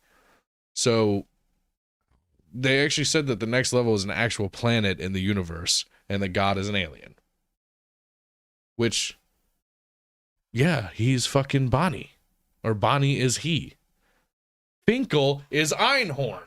Einhorn is Finkel. So basically, anyone but them and their followers were an alien race called Luciferians, whose intention is to keep us on this plane that we exist on so that we do not ascend to the next level. So now we're getting into some Star Wars shit. There's battling fucking ufology going on here. Now we're getting to the religion part of it, because that is what, they think. That is what Satan is. Where's here. the Pastafarians in all this? I have no idea. That's a great religion. We should do a Patreon mini episode on that. Pastafarianism with the fucking foil hats and shit. I've never even heard of it. Really? Pastafarianism? Yeah, it's a real religion. Huh. They wear tinfoil hats, and their god is like a fucking a ball of fucking spaghetti, I guess, or some shit. Well, if you eat God, then that would make communion good. Right? Better. Instead of those fucking bullshit Jeez-Its they give you. Yeah. Those dry ass fucking wafer. What is it? Is it just like a rice cracker? Yeah, it's like no, oyster crackers are better. At least oyster crackers, you can crack a little hole in the top and put a little hot sauce in there. That's true. Fill it up with hot sauce. I agree. That's what I like to do. Fill it up with hot sauce. I do too. Go to Skyline. They give you the fucking plastic squeeze bottle. Goddamn, jack me off on a Tuesday. That's good stuff. So. No, I was just jacking off on Tuesday. Okay, got it. I was thinking about it. It's like club going up on a Tuesday. Trav jacking off on a Tuesday. Well, now we know what you do on Tuesdays. I prefer just any day with Y. I prefer a nice study session with my Bible. But I am in a non-sexual relationship with myself. Chalupa's awful quiet. So, what do you think I go through? There's so much peanut butter around here. Oh my. So, we move on to HIM. HIM is an acronym for Human Individual Metamorphosis. Okay. It's also a band that Bam Margera really liked. I know one song, "The Wings of a Butterfly." He also stole his logo from them, the heartagram. Heartagram? Yeah, it's like a pentagram, but it has a heart in it. My cheek. I wonder if my cheek's red. I'll smack myself a lot with that Italian thing. Hey, this guy. So that's a thing. They have so much stuff. They throw. Oh my god, my bags. God, damn it. So the two ended up recruiting some people to follow them and changed their aliases to Bo and Peep. So now they're Bo and Peep. This is to portray their roles as shepherds of their flock of followers. So they were Guinea and Pig. Well, they were Marshall and Bonnie. Now they're Guinea and Pig. Or then Guinea and Pig. Now Bo and Peep. Keep up. They also got some more followers in Oregon, but they fled the state after some, I put it in quotes, negative publicity from CBS and Walter Cronkite. Walter Cronkite. Good night, America. Is that what he said? I think so. I think so. Yeah. Where's it? I need like a comb or something. Walter Cronkite. I'm too young for that one. So Walter Cronkite on his CBS broadcast said that this group of people, paraphrasing it again, had disappeared, and it's unknown if they've been taken on a trip to eternity or if they've just been taken. Walter Cronkite. But what's fascinating is they were still pretty much small time. Yeah. And they made national news. Yeah. That's what's interesting. Mm-hmm. Must have been a slow fucking news day. Right? So, over time, Marshall and Bonnie held over 120 of these meetings with people, getting people to attend with a flyer. Now, this flyer read, and this is, quote, in this, I did paraphrase this to an extent because it just kind of runs on at the end for no fucking reason. UFOs. Why they're here. Who they have come for. When they will leave. Not a discussion on UFO sightings or phenomena. 2 individuals say they were sent from the level above human and are about to leave the human level and literally, physically return to the next evolutionary level in a spacecraft within months. The 2 will discuss how the transition from the human level to the next level is accomplished and when this may be done. And then it just kind of redundantly is like, hey, Billy Mays here for OxyClean. Isn't he dead? Didn't he die? Yeah, he had a heart attack. Yeah. What's the other guy, the British guy, Anthony something? Yeah. The 2 kings of the fucking infomercial. So, yeah, it just kind of rambles on with a bunch of, like, come watch us talk about aliens and stuff. It's a flyer. We covered the bases. We covered the important stuff. You get 4 sentences into a flyer, you read the important part of a flyer. Yeah, that is all. That is it. Now, in 1975, the group was split into 2 so that the message could be spread more effectively. Not split as in, like, opposing sides. They were split as in, you guys go do this here, we're going to go do this here, so that they could have a more broad scope. So, yeah, remember, this is from 97. Yeah. They haven't updated this website since 97. As far as I know, unless something's changed recently. I'm just checking out the website. Oh, okay. Yeah, I could design that website. So, literally I could. And I don't know how to design a website. I'm sorry, that burp didn't come out of nowhere. We're going to have to cut that out of the episode. No, we're leaving that shit in. So, they had all their communications with their own team, if you will, went through multiple P.O. boxes. Yeah, in multiple cities, like around the country, which Marshall and Bonnie weren't always in those places. I guess, yeah, they just had P.O. boxes. They still do. From what I understand, like, still to this day, like, you can reach out through this website. Somebody will answer. Well, you have to, like, their literature, and I think they still sell VHS tapes, isn't sold like on Amazon or anything like that. You have to go through the website through like personal contact via email, I believe. Huh. And it's all in cash. Yeah, you send cash to I kind of want to do it and see if we can get our hands on like the books and stuff like that. Well, I think it's relatively cheap. We can get transcripts, it looks like. Yeah, look into that because I want to do it. Let's see. God damn it, I got lost in that big ass fucking translation of that flyer. The big bitch. So the group shrank from a couple hundred members to around 100 due to lack of leadership and direction and prompting Bo and Peep to go back to their traveling meetings to try to up those numbers again. Those are rookie numbers. You got to get those numbers up. That's also a Wolf of Wall Street reference. all people outside this belief system were said to be, or said to never get granted access to any afterlife or the next level because of the media throwing shit at their movement. So because of Walter Cronkite and other people having something negative to say about what they have to say, they then, how do you want to say, basically deified themselves and then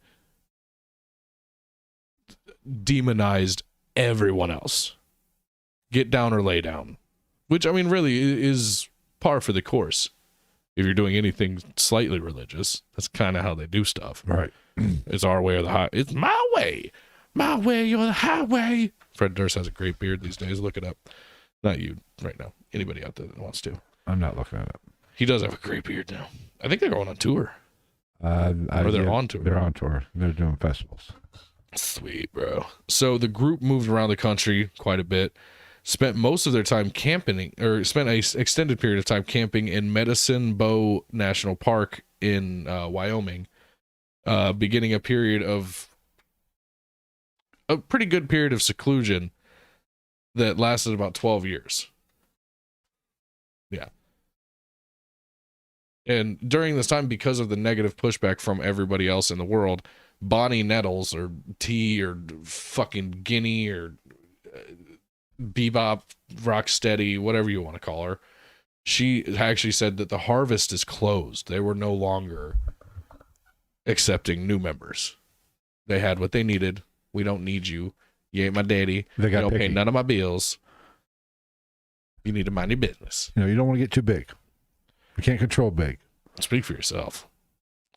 So Bo and Peep were supposedly going to be crucified and resurrected, and all of this was going to take course on the volleyball court at the campground. So we changed their name from Guinea and Pig to Bo and Peep? Yes. At least they all make sense. At least they have a backstory to them. It's not, I mean, really, the Tweedledee and Tweedledoosh. This is what a relationship with no sex does to you. No, this is what being fucking crazy does to you.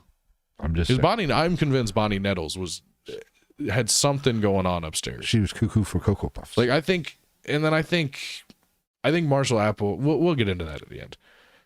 So again, they were supposedly going to be crucified, basically in the same vein of Jesus, for the betterment of their belief system.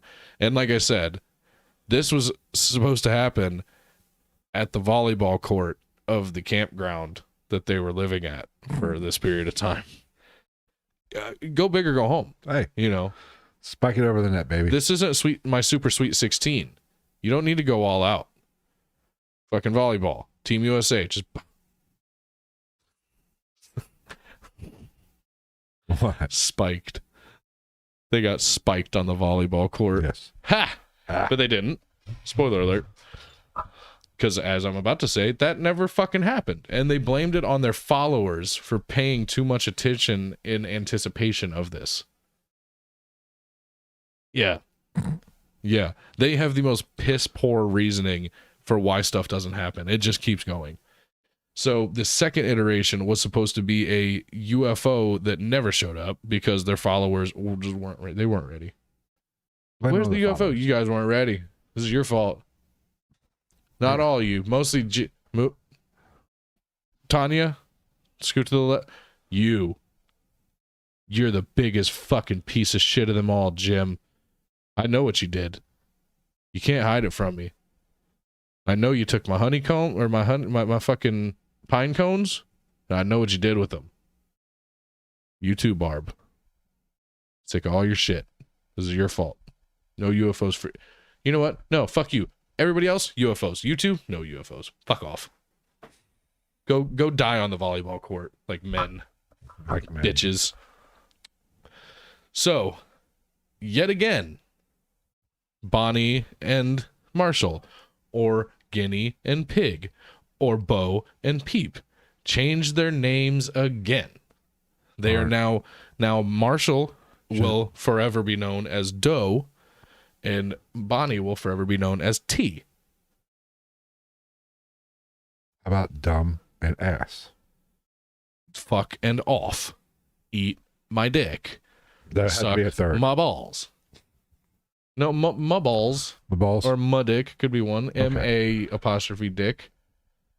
Well, these are my cousins. Suck my balls. It's like Robin Hood Men in Tights.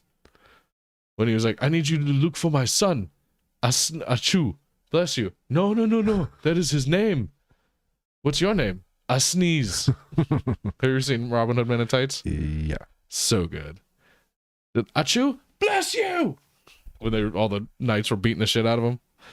Which the underlying racism of that movie was great too. Yes, it was. Dave Chappelle was just getting his ass whooped like left and right, and he was the only black guy. Well, except for his dad in the beginning. All right. Yet another perfect segue. Again, they changed their fucking names to Doe and T. Now T, who is Bonnie, would solely get communication from the next level and would pass it on to Doe, who is Marshall, who would then reiterate and reveal whatever was deemed fit for the followers to hear. He'd filter the shit. He'd filter through the bullshit. Yes. Now, mind you, most of this time they're camping in parks and national parks and forests and shit like that. Right. So there was some rules: no sex, drinking, drugs, possessions, communication with family. This is a shitty cult, I'm telling you. I mean, it's par for the course for a cult, really. Well, our cult, Like, you start taking away individuality and personal possession and outside communication, cult. Like, that's literally like fucking textbook cult activity now. Back then, maybe not so much. Because, I mean, I'm sure this was all a thing.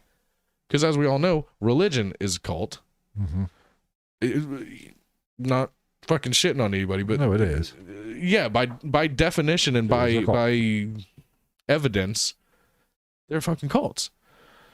So, next rule: people were paired in groups of 2 and were called star clusters, and all these star clusters were named after constellations, and their tent was to appear or be characterized almost as a type of UFO. Yes. We're getting into it. We're getting real deep for the first time in both of our lives. And also throw in, they were controlling as fuck.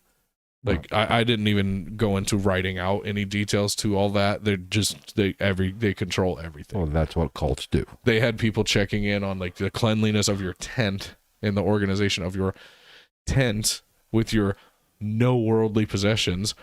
Go fuck yourself, T and Doe. Lottie frickin' da. Eat my ass. You're not... First off, fuck you. You took all my shit. What do I have to organize that you have to check up on? Second, we're in a goddamn park camping, bitch.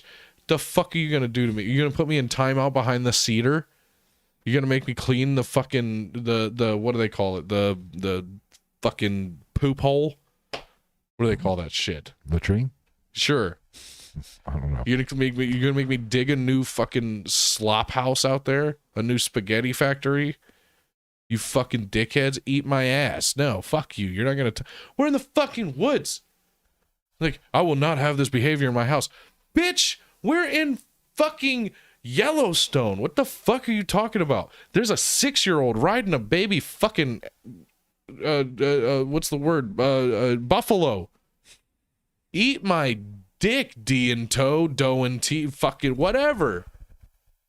Assholes, you're not my real mom. My dad married you, not me, Barbara. Get the fuck out of my face and don't tell me how to live my goddamn life and give me my fucking Oreos.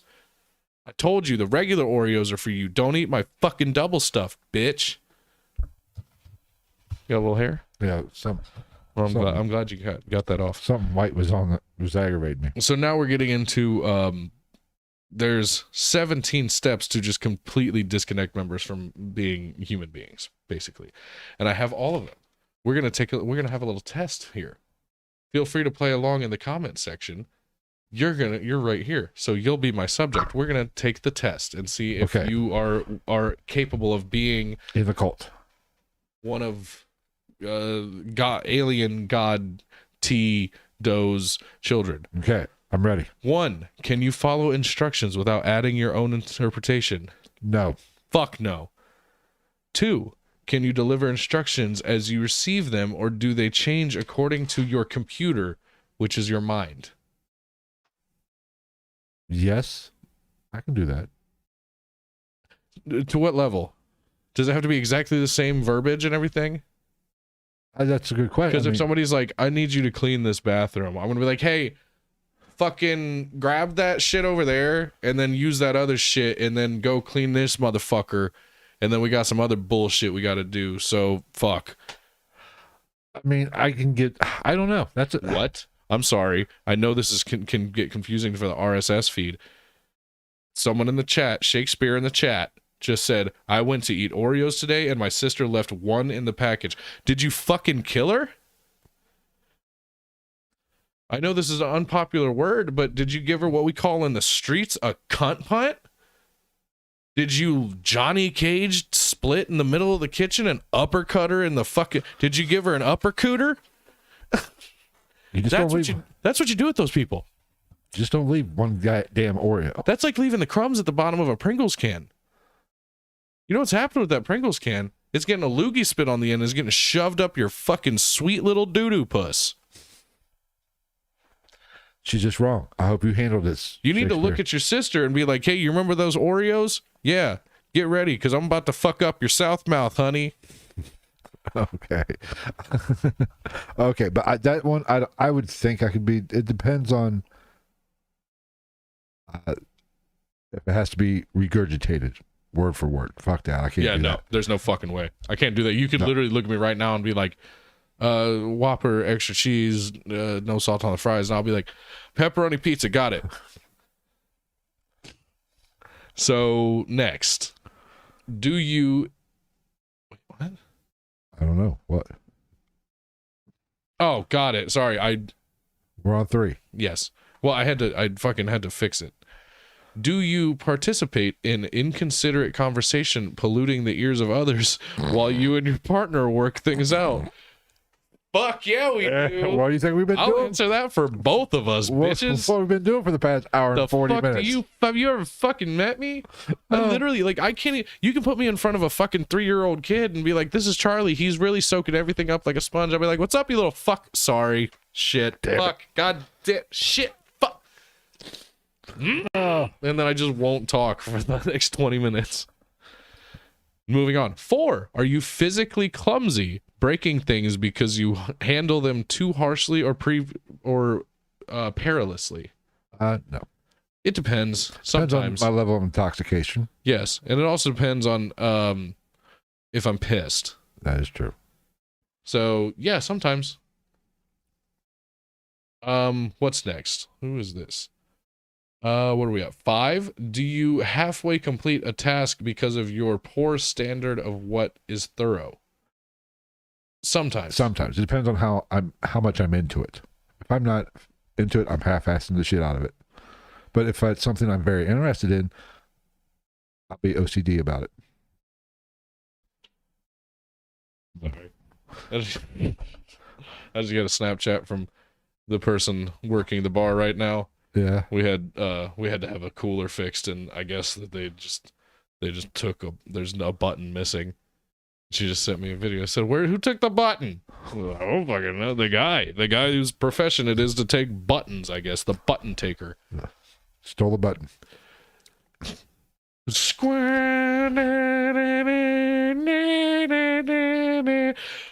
button taker.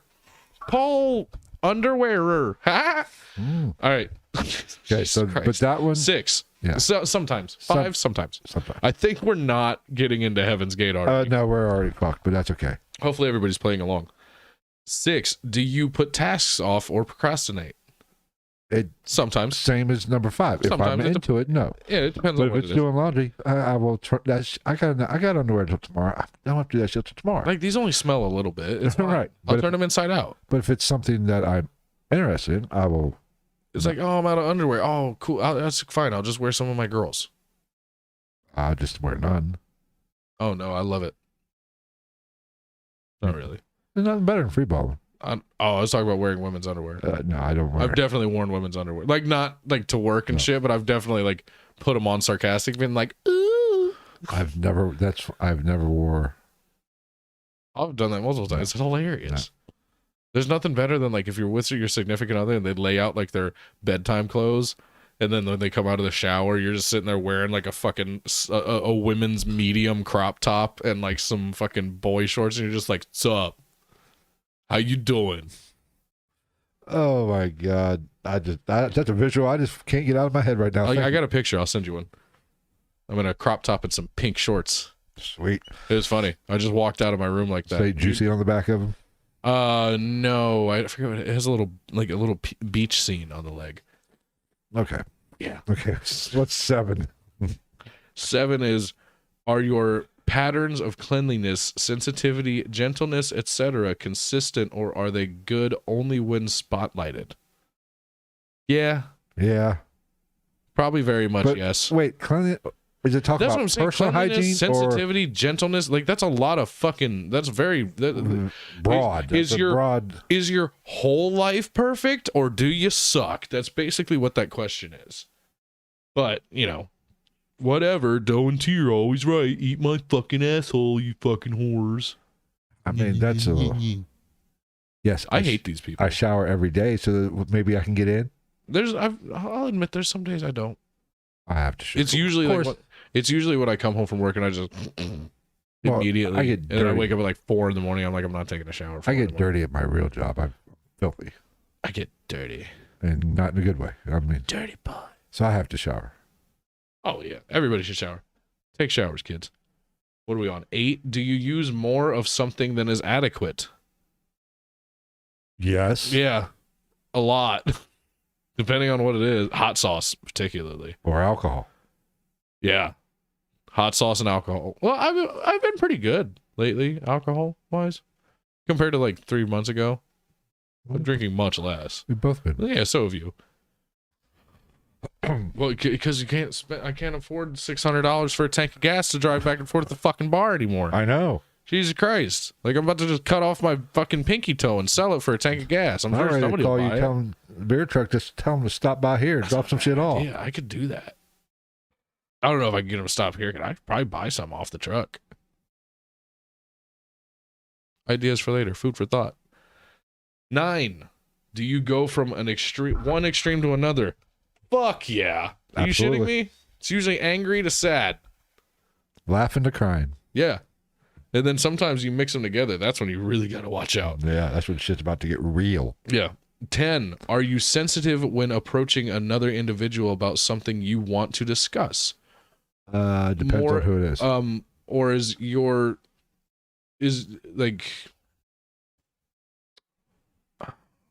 are you like a more my shit's more important, drop everything kind of person? Depends on who it is. Yeah. But 99% of the time, no. Wait. Yes. Yes to the first part. See, that's the other part. They ask a question and then they ask the complete opposite of the fucking question. It's a ring. Or I guess it's really just an example. Bias. So it's not really a idiom. It's just giving an example. This is a bias test. I don't like it. Oh no, the Colt's biased? Yes. Holy fuck, Phil! We've made a breakthrough. But it depends on if it's somebody I don't give a fuck about. Doe and T are in their graves right now. Like, we would have got away with it if it wasn't for you meddling kids. But if it's somebody I don't give a fuck about, I don't give a fuck how rude, or I don't take their feelings into account one little bit. But if it's somebody I give a fuck about, or I mildly, or just like a total stranger that has no reason for you to not be a dick or to be a dick. I'm like, are you polite? Yeah, I don't just walk around like I'm not reaching for a box of Captain Crunch like, hey, move, fuck face, and there's like a 6-year-old kid. But it's somebody that's aggravated me in some way, shape, or form. Yeah, I'd be a little bit of a dick, which is fine. Right. But it almost seems as if they're asking like, what? I walk through like Bed Bath and Beyond, and I got to go around an old lady that's looking at fucking hand towels, and I'm like, hey, you old bitch, quit fucking making squeegee noises, dragging your labia across the fucking tile floor, and get out of my goddamn way. Yeah. Okay. Playing soccer with your tits while I'm trying to get blenders. There's 17 of these. Holy shit, we're on 10? Yeah. Okay. 11. Do you needlessly ask a question when the answer is obvious, or a moment of silent observation would quickly reveal the answer? No. Yes, I do. I don't. I do. all the time, and it's always something fucking stupid. No. I'll be sitting there, I'll be like, "Where's my pen?" No. Hey, where's my fucking pen? No, I live by that old adage, there's no such thing as a stupid question. Bullshit. That is not true.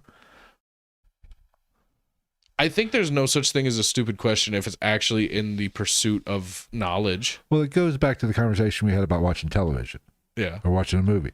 I hate people talking while they're watching television, because then they'll ask me, or watching a movie, they'll be flapping their cocksuckers, and then 5 minutes later they'll ask a question because they're not following along, and I'll say, if you would have shut your fucking pie hole, you would have fucking known. I don't know. I talk during movies and shit. See that. Then that's the thing is like I talk during TV shows, especially like the shit that you and I watch. Yeah, but because it's always like, hold on, Right. what the fuck do you mean that there's a goddamn 9-foot wolf walking around? Yeah. Flying We're calling with bullshit webbed on feet. Like, what are we on 12? Yes. Are you pushy, aggressive, interfering, or demanding in any way? It depends. Yeah, depends on the person. Most of the time, not really. I wouldn't say. Yeah, I'm gonna say not most of the time. It depends on my mood. And I might come off that way, but usually I'm kidding. Well, I come off as a prick anyway, so we covered that Wednesday, I think. What the fuck? What the fuck Wednesday? as a prick. Well, I am a bit of a prick if I don't like you. So 13. What? I'm just I am a prick if I don't like you. But if I do like you, isn't that just human nature? I am the complete opposite of a prick. I don't know. Sometimes I like to be just so nice to people I hate. Like, to annoyingly nice. But if you, especially when they shake your hand, you shake it for way too long and aggressively. Yeah. It's fucking great to see you, Ted. But if you wrong me in one way, shape, or form, oh, I do know. I will come. Hey, Ted, in my day-to-day life, if anybody out there, be it him or anybody that knows him, I'm not talking about that Ted. But if somebody Ted's a really nice if guy. somebody fucks me over in my real life, I have an excellent memory, and I do not forget. You're like an elephant. Yes, I will remember. Payback might not come the next day, but it's coming. It's coming, like Ron Jeremy. Not anymore. Not anymore, but it might be 10 years from now. But I will have my revenge. 13. Has familiarity caused you to become so related with or relaxed with your partners or others that your actions or words don't hold enough restraint? Yeah, that's called being in a 100%. Relationship. That's just, or being Comfortable not around. even like a romantic relationship. Right. I mean, any relationship with somebody, the more you get to know them and the more you're around them, you're going to be a little bit freer with your words. Yeah. It's just like when I come out of the bathroom and I'm like, hey, do you like this design? And you're like, it's a little asymmetrical. And I go, God damn it. I knew that fucking fun house mirror was a bad idea. 14. Are you gentle, simple, cautious, and thoughtfully restrained in your steps and all other physical actions or words? Depends. Yeah, like these are all very open-ended questions. Right. They're not very good questions. Unless there's like a fucking like 1 to 10. Like 1, strongly disagree. 5, strongly agree. I'm gentle till I'm like going back to Roadhouse. I'm gentle till it's time not to be gentle. Yeah. Where are we at? 15. Have you outgrown defensiveness and its flip side, martyrdom? So basically, are you basically emotionless all the time? No. Right? That's basically what that means. Are you defensive or are you a martyr? Or you have to be boring. I am overly emotional. Seems like it. I'm an emotional basket case 95% of the time. Fair enough. 16. Can you understand and review in your mind all the ways in which members of the next level are sensitive? If you can, you have no excuse for not working on improving in those areas at all times. That's not really a question. It's a question with an answer. Yeah. I don't know what the fucking next level is, so I can't pass. 17. When your teachers have asked someone to do a task and it relates to you, do you treat that task and its deliverers with as much respect as you would if it came directly from your teachers? I would say probably not, honestly. What the fuck do I care? I gotta do this thing. Okay, well, I'm already here. Fuck off. That's just a stupid question. Eat my ass, Jared. From from Subway. He would. You're a little too old for him. Yeah. Cut my age in half. Probably I'm still too old. If I was a quarter my age, right probably. up his alley. Sick fuck. So, just little throw-in facts. Their bodies within this group were known as vehicles. So basically, wait, are we done with the questions? Yeah, those are the 17. We are not getting into the Heaven's Gate. No, not at all. We weren't getting into Heaven's Gate after 3. We failed that test. Do not recommend. Do not hire. Scratch that number out on jury duty. Guess we're going to the Branch Davidians. There's some that comes up later in this too. So just some little side facts. Like I said, bodies were known as vehicles to separate them from really connecting to their physical bodies. Okay. Foreshadowing. So minds are computers, as we said before. Okay. Parking lots at their camp were docking zones. Yeah, the laundry room was the what was it? The fiber lab. The fiber cleansing lab. It was the fiber lab. Yeah. They just apparently their favorite show was fucking Star Trek, and they just modeled everything after Star Trek. Which doesn't surprise me. I apologize to everybody watching this. We're running a little late today. We started late, long subject, but fuck it. I've had a long week. I enjoy sitting here and decompressing with my friends. Yes, and you are all our friends, and some of you are in our own cult that we are starting. Rarid.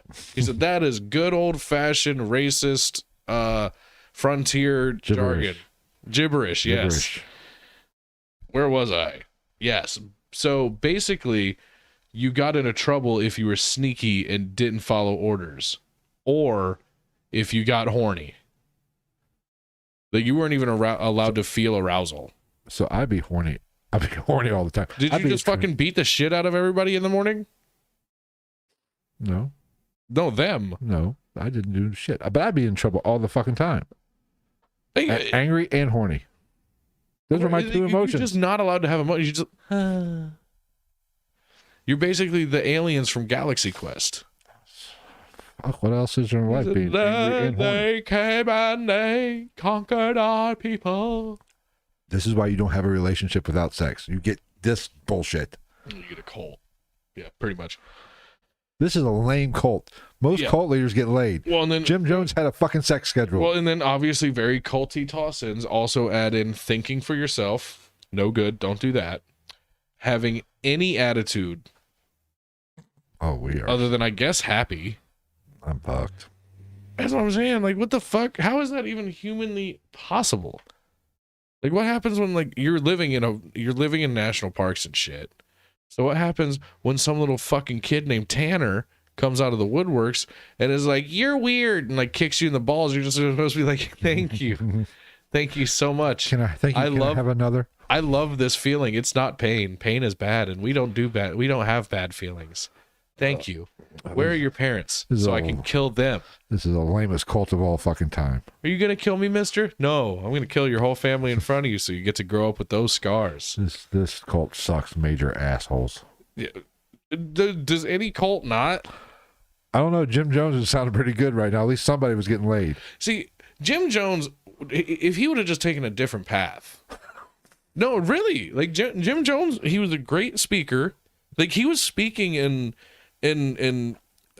pontificating to people at like 6 and 7 years old. And he actually did start out with a lot of really progressive, I don't want to say progressive, but a lot of, he had a lot of human rights ideals in mind in his younger years. Right. Like if that dude wouldn't have been fucking crazy, at least he should have just kept selling monkeys. Yes, but Charlie Manson's called. At least they had sex. He sold monkeys for $30. That's a fucking deal. I want a cult with a little sex, maybe some drugs. Less religion, more sex, more drugs. Just be a fucking juggalo. Gigolo? A juggalo. What the fuck's a juggalo? I'm an Insane Clown Posse fan. Oh. They're on the CIA put them on the gangs list. Yeah. No shit. Yeah. I was like, dude, you can't, that's persecuting the masses for the sins of a few. Yes. That's like saying all cops are fucking pieces of shit because they shoot black guys. There are definitely pieces of shit cops out there that shoot black guys and white guys and Hispanic guys and probably Italian guys and Arabic guys. I'm sorry, Arab, Middle East. I don't fucking know what the PC terms are anymore. But that doesn't mean everybody with a fucking badge is a cockface. I've met way more cool cops than shitty ones. The chat's not even listening to us anymore. They're just having their own fucking I conversation. love when they do that shit. I want fucking everybody to hilarious. come here like it's their fucking like we're just kicking it in the living room and we're just the loud. Well, I'm the loudmouth in the corner, and Phil's the creepy old guy. So anyway, Doty and their followers change their names to 2-syllable names that ended with ODY or OD, and they started with 3 consonants in the first syllable. I have a question. What? The math's not adding up. What? They want a 2-syllable name, Right? and it had to end in ODY, Right. which is 2 fucking syllables. Yeah, OD OD. is 2 syllables. Right. So you I mean, it can't was 3 syllables, and you can't have a 2-syllable name when the last part is already. it's like I said, it had to end in ODY, and it had to be 3 consonants before that. So what? Risodi, if it's like RYZ. Rizodi, that's 3. Oh wait, no. Y is sometimes a vowel. Ah, fuck. This cult's making my brain fucking hurt. These are ass. Bo and Peep are just assholes. Droodi. Or no, not even. Fuck consonants. Fuck Pat Sajak. God. I'd like to buy a vowel. What vowel would you like to buy? Alex Trebek had a better fucking show than you stupid cock. Why don't you take your happy fucking hair plug having ass over there and turn on the TVs for once? That'd be a better show. If he had to run the show and then he'd...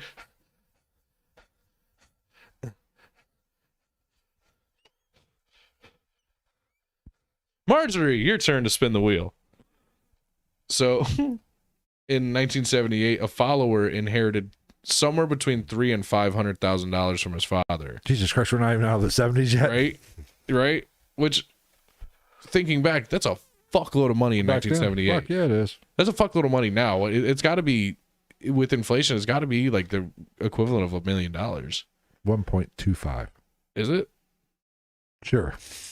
You're the one that does math and is a data. Oh, I guess we both do. You do much more fucking good math. Good math. Benadryl's great. Oh, they're literally just on their own thing. I fucking love this. They're shit. talking about sleep problems. Fuck, they have no I idea love what this shit. They have no idea what the fuck we're even talking about.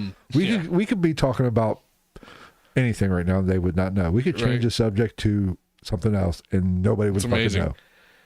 So because of this money, this allowed them to start renting like nice homes in upper middle class neighborhoods.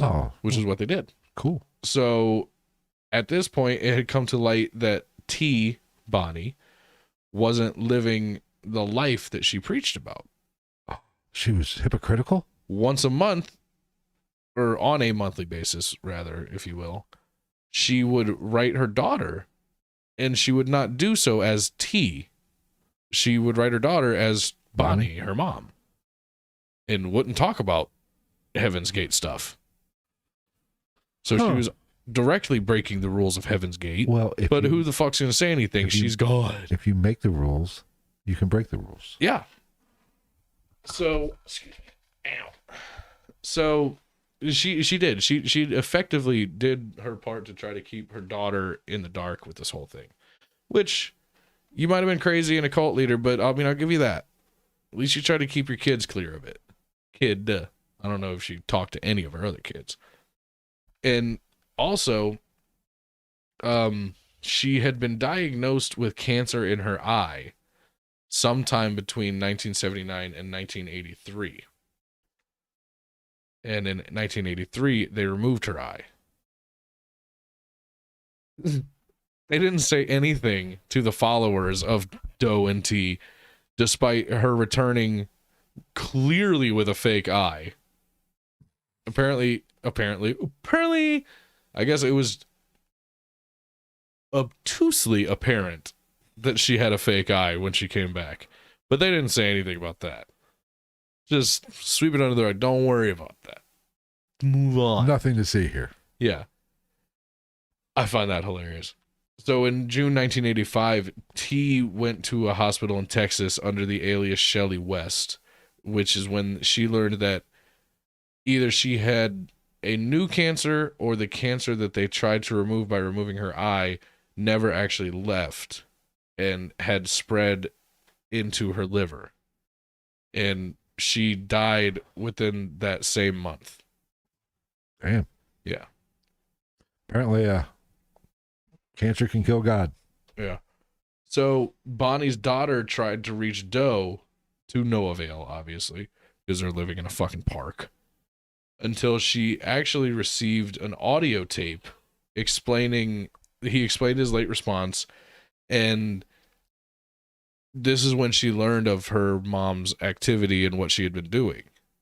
He was talking about how, don't worry, your mom just left her human earth vehicle and now she's on to the next level, and I will be conferring with her through blah, blah, blah, blah, to blah, blah, blah, blah, blah, blah, blah, blah. He went through the whole fucking spiel, and this is the first she had really heard of any of these thoughts. Right.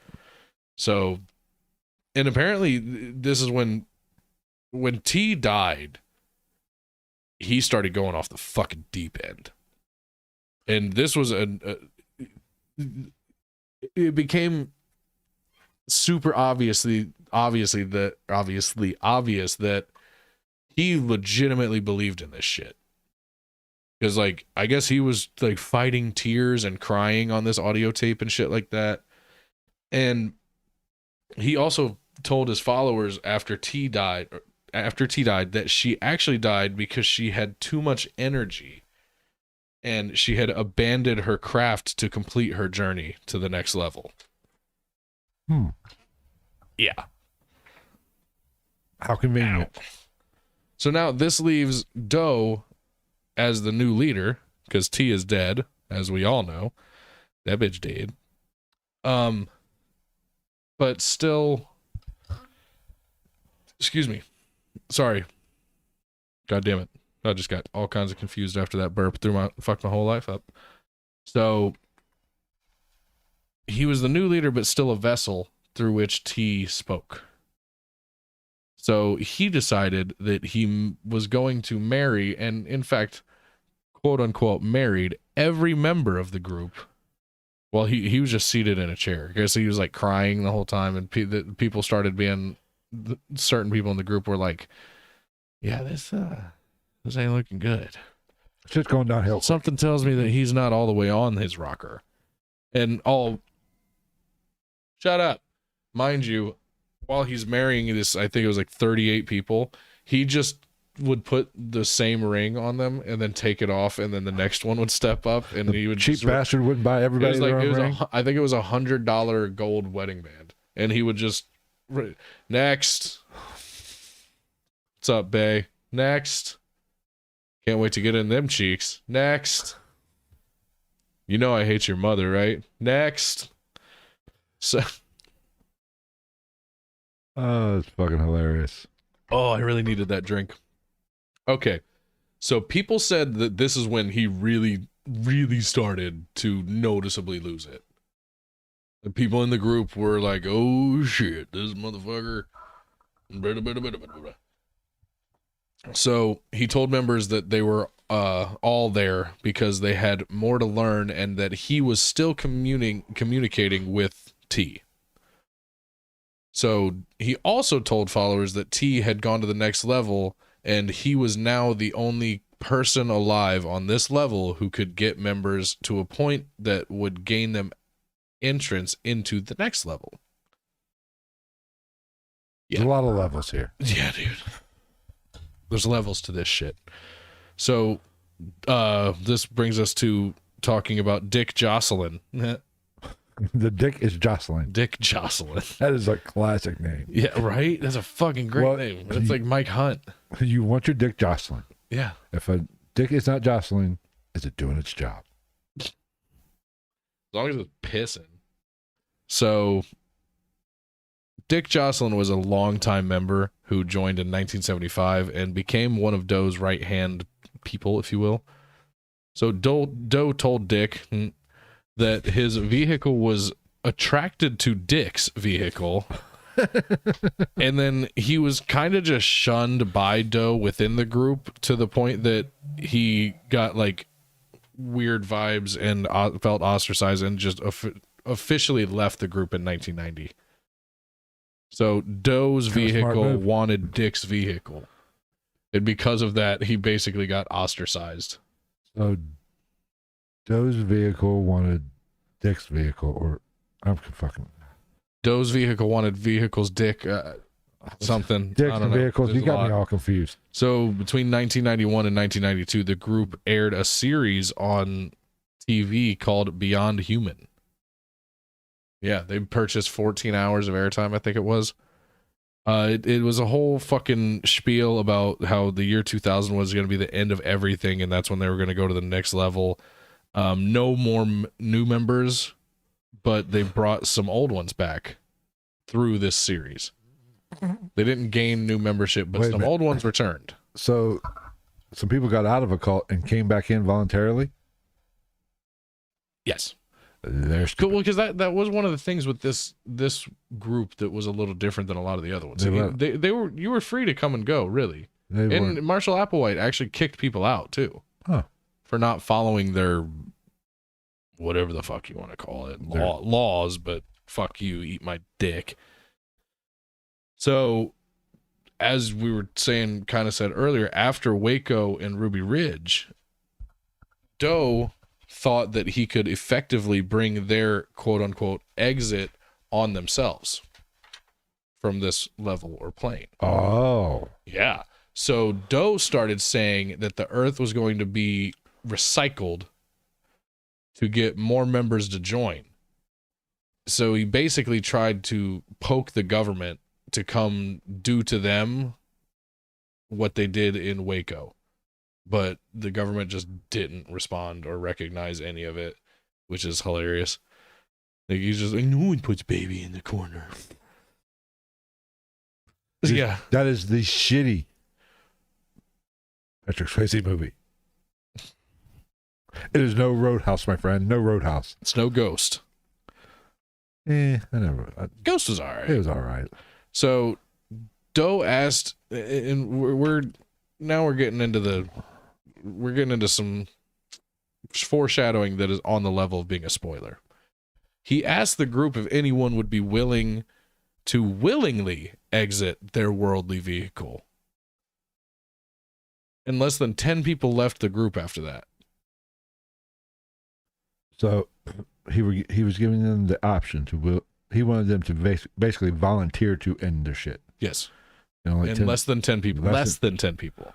I think it was like 7 or 9 or something like that, or somewhere in there. Yeah. Very so they're dumb. On top of all of this, they're fucking stupid. There's dumber than a box of rocks. I mean, more power to you. I kind of, part of me wishes that I believed in anything that much, but I fucking don't. So, in 1995, Doe asked if any members of the group would be willing to be castrated with him. Oh, that's a hard pass. Yeah, well, it was basically to completely rid oneself of having to worry about, the sins of boners, if you will, even though that's your balls. I'm starting to be very happy that I failed that test, that quiz. I was happy when I fucking failed that quiz, period, actually. Maybe I'm wrong, but that just wasn't a good quiz. So, sorority, which, wrong. I think it had how else would you spell that? How do you get sorority without a fucking vowel? You fucking up over here, Marshall. AKA Stephen McCarter brought up the idea, allegedly.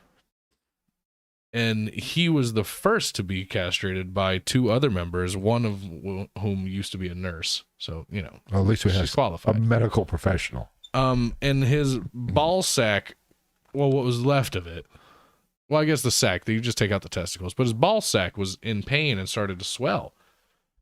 So they panicked and took him to the hospital, but they also threw his nuts into a river to hide the evidence. That's not cool. If you're going to cut my nuts out, let me keep them. Like Tom Green. What do you wear them around your neck? Tom Green, I don't know if he still does, but kept it in the jar next to his bed. Oh, he's a little weird. It's a good conversation piece, though. Hey, what is that? That's my nut. What's so nuts? Won't get you pregnant, but because there's my neck. Yeah, so go figure. After this one, Doe abandoned the castration. Shocker. Until a year later.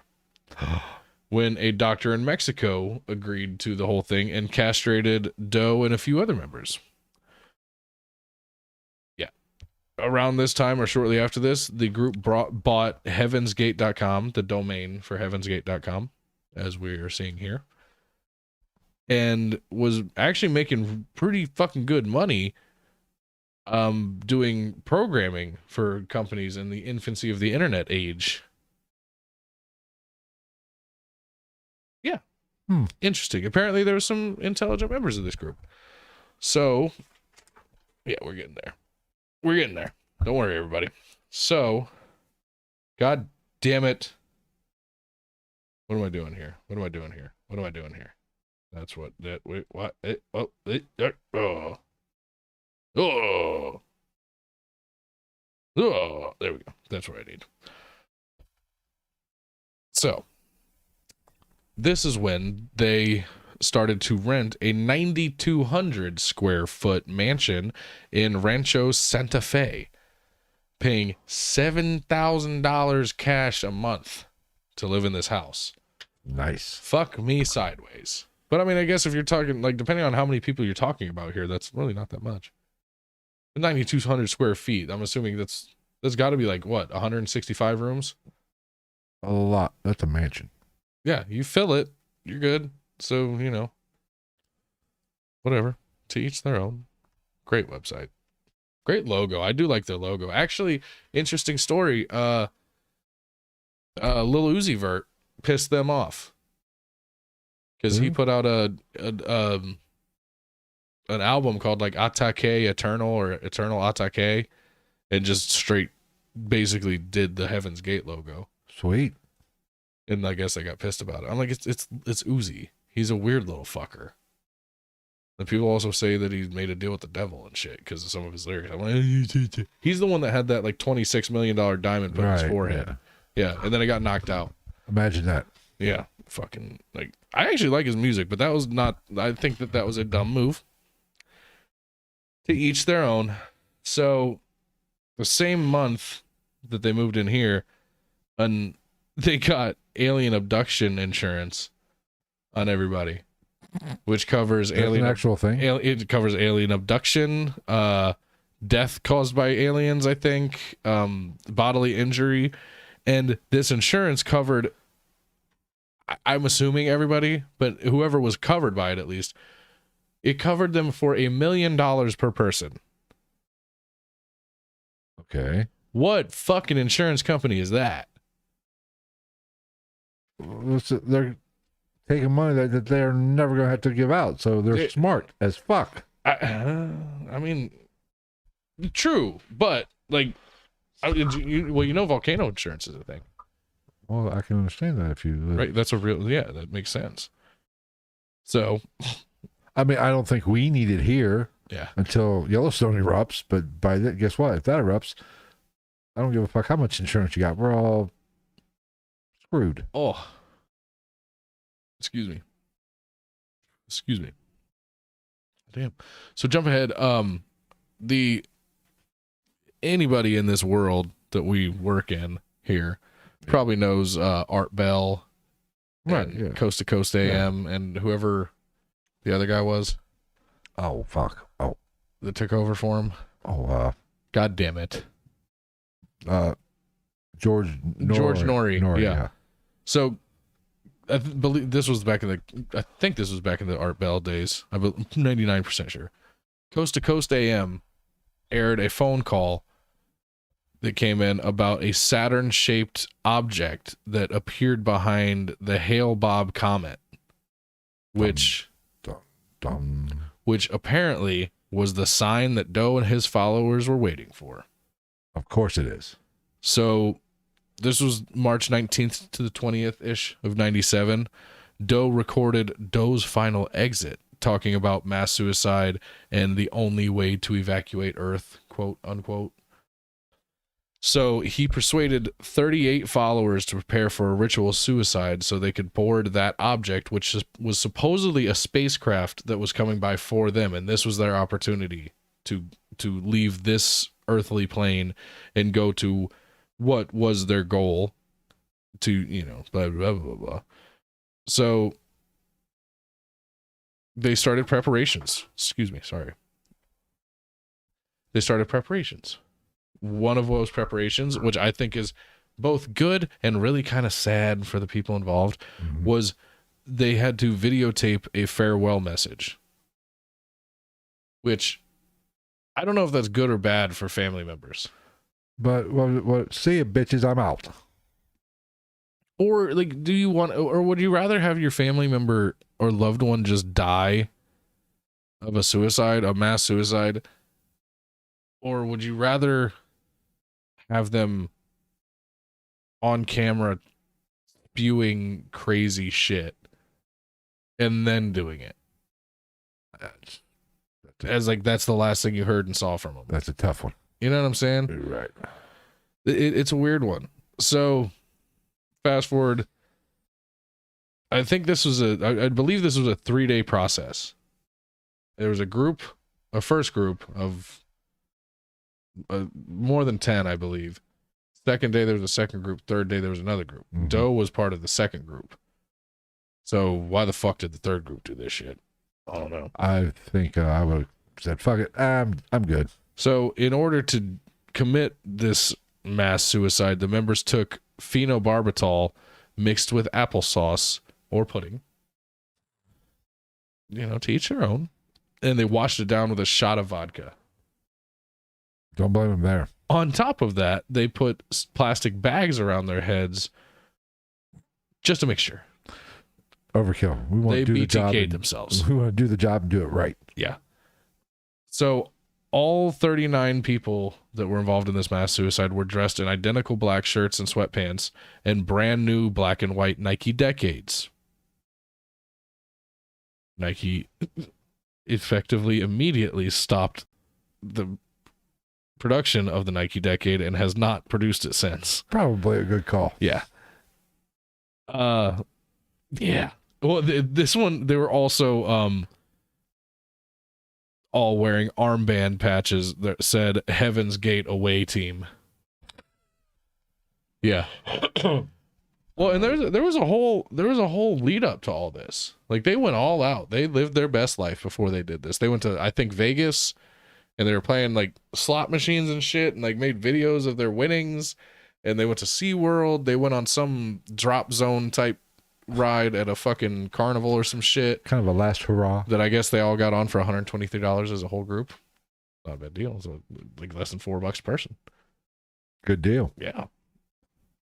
But so yeah, that's what they were wearing. They were all, you know, culted out, wearing the same shit. And actually, I found this one funny, or not funny, but interesting. Every person had $5 bills and 3/4 in their pockets. They had $5.75 in their pockets, which was one of two things. It was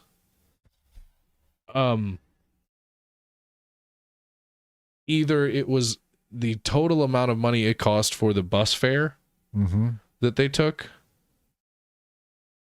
or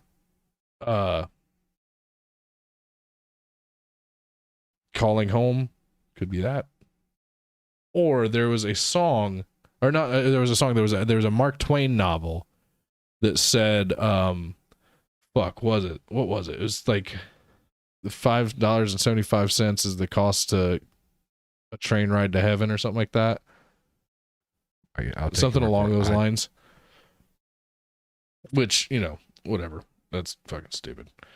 So once, and this was, like I said, this was a multi-day process because once somebody died, a still living member in the household would take the plastic bag off their head and put the bodies neatly in their bunk bed and clean up because I'm assuming there was like some vomit or shit, how human bodies die. Mm-hmm.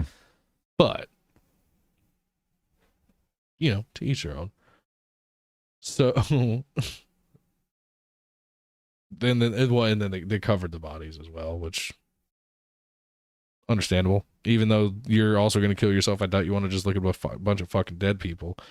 So Harry Robinson was one of the 2 surviving members, and he said the identical clothing was used as a uniform for the mass suicide to represent unity, while the Nike decades were chosen because the group got a good deal on them.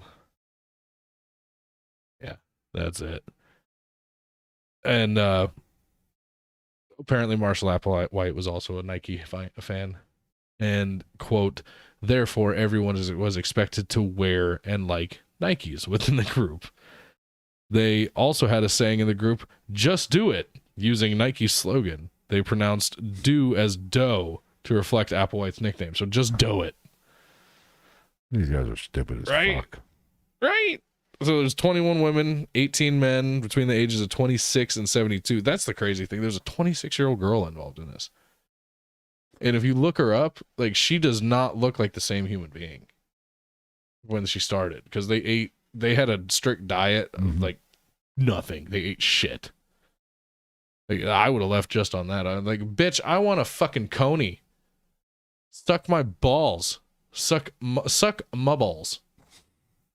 Harken back to that one. So again, there's the numbers. 15, 15, and 9. That was the groups between the 22nd and the 26th is when they killed themselves. So, yeah. I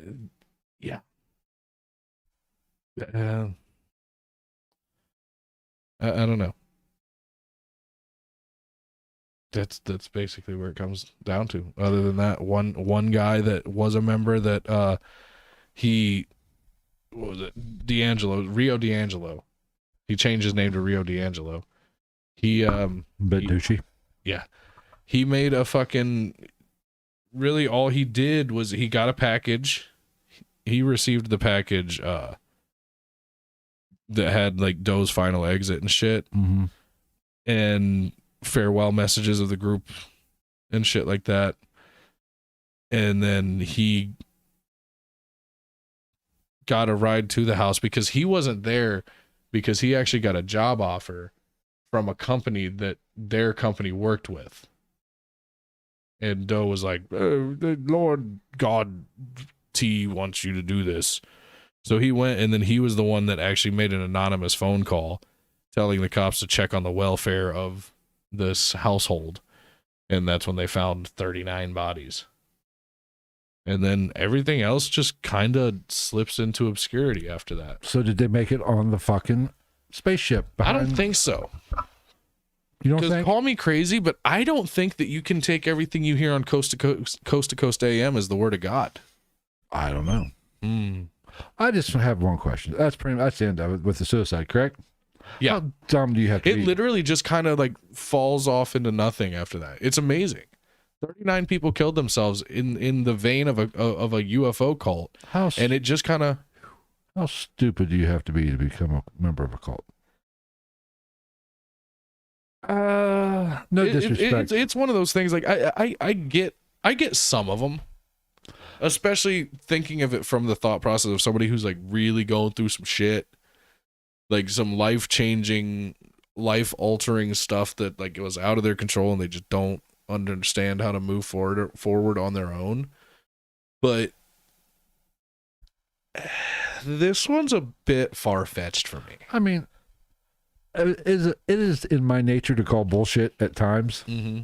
And some of this shit with a cult, every cult, I'm like, do what? You're fucking on drugs, aren't you? I would have to call bullshit. And we're talking with everything, Scientology, all of this shit. Yeah. I'm like, do what? And even the Branch Davidians, I'm sorry, you're Jesus? Really?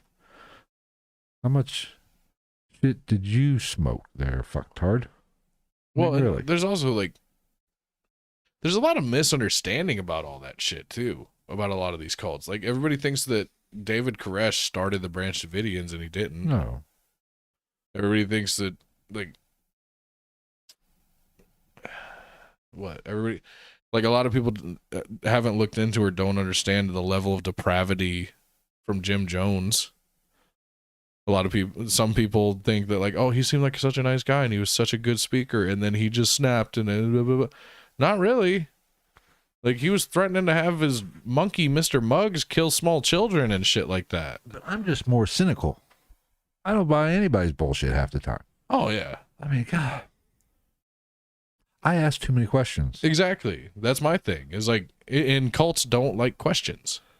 I guess in the recruiting phase, maybe they're more fans of questions, or not fans, but more open to it. Mm-hmm. But once you're in, you're fucking in. There's really no way around that. I mean, a lot of it has to be Stockholm syndrome to a certain extent toward the end. Oh, for yes. sure. Yeah, just straight up brainwashing. But I couldn't sit through some of this shit with a straight fucking face. Right. I mean, well, it's just like realism being a perfect example. Yeah. Realism is almost comedic. Right. In how they do things. It's just like that one podcast, Oh No, Ross and Mandy, or I think it was the name of it. The one I sent you. Uh-huh. The ones that actually went to the realism meetings and right, shit yes. like that. And they were like playing the fucking they took the Lion King song and shit in their videos. I mean, I just don't understand. Maybe I'm just not wired that way, or I don't have mental issues. Mm. I probably do, but I just would not buy the bullshit. Yeah. I don't know, man. I've never been in a place where I think I could join a cult. I mean, even... What do you guys think? Anybody left in the live chat? Well, I know that there's people left in the live chat. Actually, which one of you would join a cult? Besides our cult is our special. cult is different. Special. Everybody should join our cult, but I really, like, as far as I couldn't see it. I just don't But I especially understand it more for people, like, there are people that stuff happens in your life and you're just in such a fucking, like, dark and lonely place. I mean, like that I can especially get that. Like religion, like we stated, or religion is a cult. Yeah, it's just an acceptable cult. Yeah, they figured it out. I'm even sitting in church going, excuse me, okay, come on now, maybe, but let's think about this rationally. I have questions. Right, like it's not okay to be in the back, like, and the Lord Jesus Christ turned water into wine. That's fine to yell that up on stage, but it's not okay for me to be in the back. Bullshit. I mean, but I just, even at that stage, even at a young age, I would say, do what? How many animals did he put on that ark? Wait a minute. Hold on. Wait. Hold on. I have a question. If we ever have like a meet and greet, I mean, we could do it anytime. But Amish, ew, so stinky. But can we get a group and go to a church and Stone Cold Steve Austin the church? And the Lord came and spoke down from heaven. What? And he said unto his son, what? And then when they try to kick us out, I'll just run through all the fucking bishops and shit and Stone Cold Stunner the fucking priest and run out, preacher, whatever. Oh God, I just don't get it. Somebody has to say, wait a minute. You can't be serious. Go ahead. I don't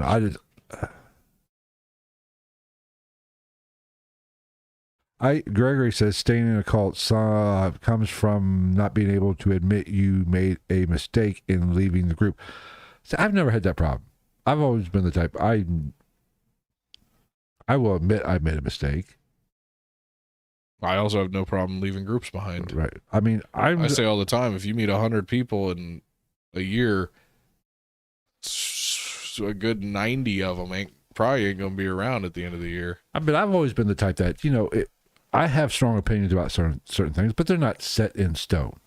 If you bring a good argument and make me think about something maybe I didn't take into account, I can be swayed. Yeah, we're both like that, except with each other. Yeah, I don't buy bullshit you say. Yeah, like we prove each other wrong all the time, and instead of being like, "Oh," we just go, "Fuck you." Fuck you. You're an ass. Just like the conversation with vampires and Bigfoot. Oh, about how Bigfoot's much more plausible than No, vampires? I say if you believe in Bigfoot, why can't you? You might. I said that vampires are just as plausible as fucking Bigfoot. And you said you're no. wrong. But no, I'm not. Fuck you. There has never been a bipedal primate that lives on blood. That we know of. It's like impossible. We don't know that. And that's the other thing. No. It's too much. It's too big of a being. Nothing large lives on blood. You would have to have a don't know this. ridiculous, according to science today. unless we're talking about, because then what? We're talking about, you would either have to eat a human a day, or you would have to have a absolutely fantastically slow metabolism. Bears hibernate. Yeah, but bears also take precautions to keep their food in their stomachs so that they continually draw as much nutrient out as they can. I'm just saying. What do? They eat like their fur or something like that, and they plug their butthole from the inside. I just think it's silly to think if you believe in Bigfoot, you should have no issue believing in some sort of vampire type scenario, and that's assuming it's blood related. I'm just saying. It's all fucking crazy, but I don't discount anything. I don't know anything, and I don't discount anything. The only thing I do believe in is that The Last Batman was a shitty movie, from what I've heard. I've also heard that. So I will not be seeing that. I mean, I have to see it so I can talk shit about it. And plus, that would be on what, HBO? HBO has the DC contract, don't they? Fuck, I don't know. I did watch, speaking of, since What the Fuck Wednesday, which will be coming up on Wednesday. You all right there, killer? I did watch King Richard. Did you? Yeah. Did you smack anybody? No. Did you hear? Oh, well, we might as well get into it now. What? He quit the academy. I guess he's getting some blowback. I bet. Maybe it was actual real. I've seen very few people in support of Will Smith on this one. He quit the academy and said, I'm done. Hey, what Jim Carrey says, you're wrong. You're wrong. You're wrong. I mean, he was God. And the Grinch. And the Grinch. And Andy Kaufman. And The Mask. Yes. And Ace Ventura. And he was in the Deadpool. The Deadpool. Yeah. And he was, what's his name? Professor whatever the fuck, or And Doctor whatever the fuck from Sonic the Hedgehog. The Truman Show, too? Yeah. Is that the name of that? Mm-hmm. Yeah. Yeah, but so what was the other one? Eternal Sunshine of a something mind or whatever the fuck. That was actually a really good movie. yes. Yes, but we went almost 2 hours and 40 minutes. Yeah. I told you this was going to be a long one. I'm surprised. And I paraphrased a lot. My notes would have been much longer had I not paraphrased. And I did cut out some stuff that, like, I did cut out some information, but it wasn't must-have relevant. Most of it was just like hearkening back to something else that got covered. Gregory, thank you. You're smart. What do you say? Whenever, the new one? No, about the digestive system. I don't care what he says, as long as anybody agrees with me, is very smart. I like people that agree with me. He's getting a seat to the right of us at our new cult. If it was a different family, if you were talking about... Anything's possible. Now, if we were talking like What's that thing that I've talked about? God damn it. You talked a lot of shit, so I don't know. You have to be a lot more specific. Fuck. God damn it. Like theoretical zoology. If we go down that road, then yeah. Well, because I've said theoretical zoology, or what? Fuck. Go ahead. What's it called? It's got an actual term, and I need to fucking think. When it comes to vampirism, I understand what you're saying. There's no evidence of it'd be hard for a bipedal of that size, human-sized bipedal, to sustain itself on blood. Yes, I agree with you to a certain extent, but that doesn't mean like what Gregory says. The digestive system and the gestation of the blood. Speculative evolution and speculative zoology might be different. My only point was there is evidence in nature of animals living on blood. Well, yeah. So it is plausible that there is some other kind of species that is a little bit bigger, is more human-like. It's possible. It's just as plausible as a big, hairy, fucking wild man running around in Oregon.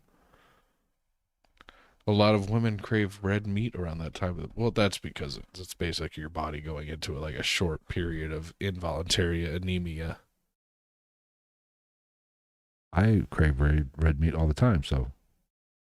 Not all the time. I love red meat. I do too, but there's sometimes where I'm like, man, I really want fucking fish or chicken. I love me some red meat. But especially, but this is what we're talking about here. We're talking about some shit where we're not, but we could be talking about, if you were talking about speculative evolution or zoology, we're talking about some shit that could potentially explain a lot of things. Right. And could be, it's speculative, but does have some modern day cryptozoological and paranormal references. Like dinosauroids are a speculative evolution or zoology thing. They look just like the illustrations of them look just like what a lot of people accept as the common appearance of a reptilian extraterrestrial or the Mothman. There's a moth. There's something that looks incredibly similar to the Mothman in The Land That Time Forgot by Edgar Rice Burroughs, the guy that wrote Tarzan. Right. Because there's also fucking dinosaurs and shit in the old Tarzans. Because there's also a theory that Edgar Rice Burroughs knows more than a lot of people, and Tarzan isn't actually isn't the king of the jungle. He's the king of the jungle within Hollow Earth. See? That's plausible too. Or look up the Savage Pellicular. Also a very interesting piece of literature. It's all interesting. Nothing's off the table. I'm such a nerd. Nothing's off the table with me. So it is freaking after 11 o'clock. Jesus Christ. I have to. Still bleeding? Like blue? No. Or uncooked? That's what I'm saying. No, have you ever had a blue steak? No. It's literally like you you sear it on each side. I like that. I like mid rare, medium rare, but I can do rare. I want my shit bleed. Yeah, blue is literally like they just enough, like just to basically sear each side. Just my only issue is cold in the middle. I do like it. It depends on the cut of steak, right? But I'll eat like the blood gives it freaking taste. Yeah, especially with all the lean, everything, all the meat's lean. I cut all the fucking fat off. Yeah, not me. Fuck that. Fat gives it taste. Like I'll eat. It depends on the cut. Like I'll eat a porterhouse anything below at medium or below. It doesn't matter. If it's above medium, I'm out. Oh yeah, because then I don't feel like eating a fucking piece of leather. I was gonna say like a catcher's mitt. Right, it's chew on that shit for fucking days. And also, tri-tip and skirt steak lives matter. They're not good for like steak and eggs or nothing. Something. Well, tri-tip is, but skirt steak. Well, tri-tip can be skirt steak. God, I love that it's so cheap. You want to make fajitas or tacos or something like that? Skirt steak. Yes, Tyler, medium rare is the best. I agree with you. Oh, but I think we're gonna wrap this up since my fat ass has got to go to work in the morning. Next week, we will be back for Wednesday or at 8 o'clock for a What the Fuck Wednesday. There will be a show. What we'll cover, who fucking knows? Who will be here? Who the fuck knows?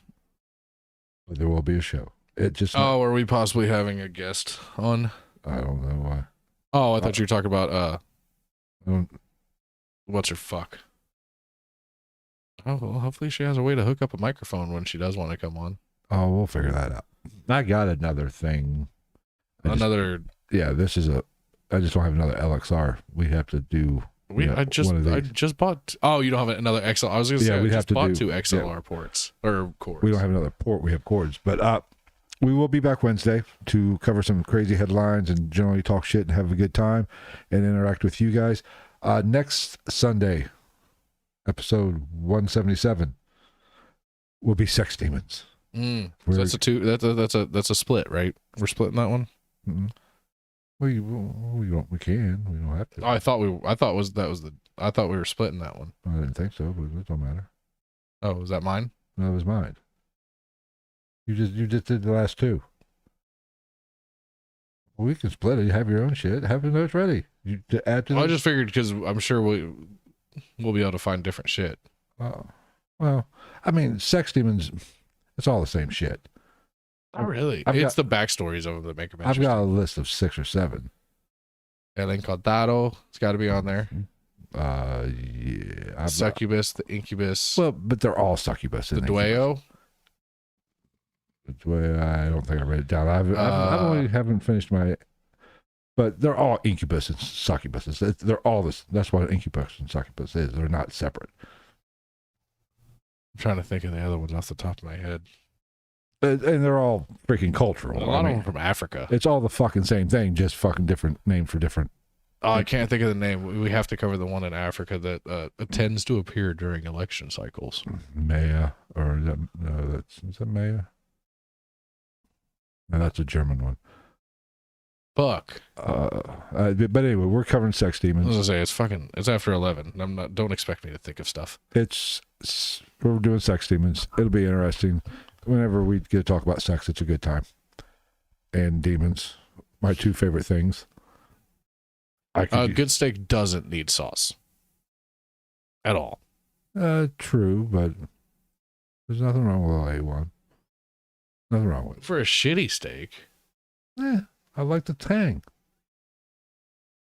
I don't know, like a little bit of salt, a little bit of pepper. Maybe some garlic powder just because I love garlic. Right. But that's what we have coming up. Be sure to follow us on all the social medias. Twitter at @night_ghost. Ghost_night_podcast on Twitter. GITN.podcast on Twitch, or not Twitch, TikTok. I'm fucking falling asleep here. And Facebook, Ghost of the Night. We talked about that earlier. Patreon.com/GITN. That's where you get some bonus material. I just uploaded some shorts grouped together, plus a short that is exclusive to Patreon, because apparently I got offensive and Travis didn't want to put it out. But I don't know. I mean, we get a lot of eyes from those. But those are on Patreon for our Patreon subscribers. And like I said, it's patreon.com/GITN podcast.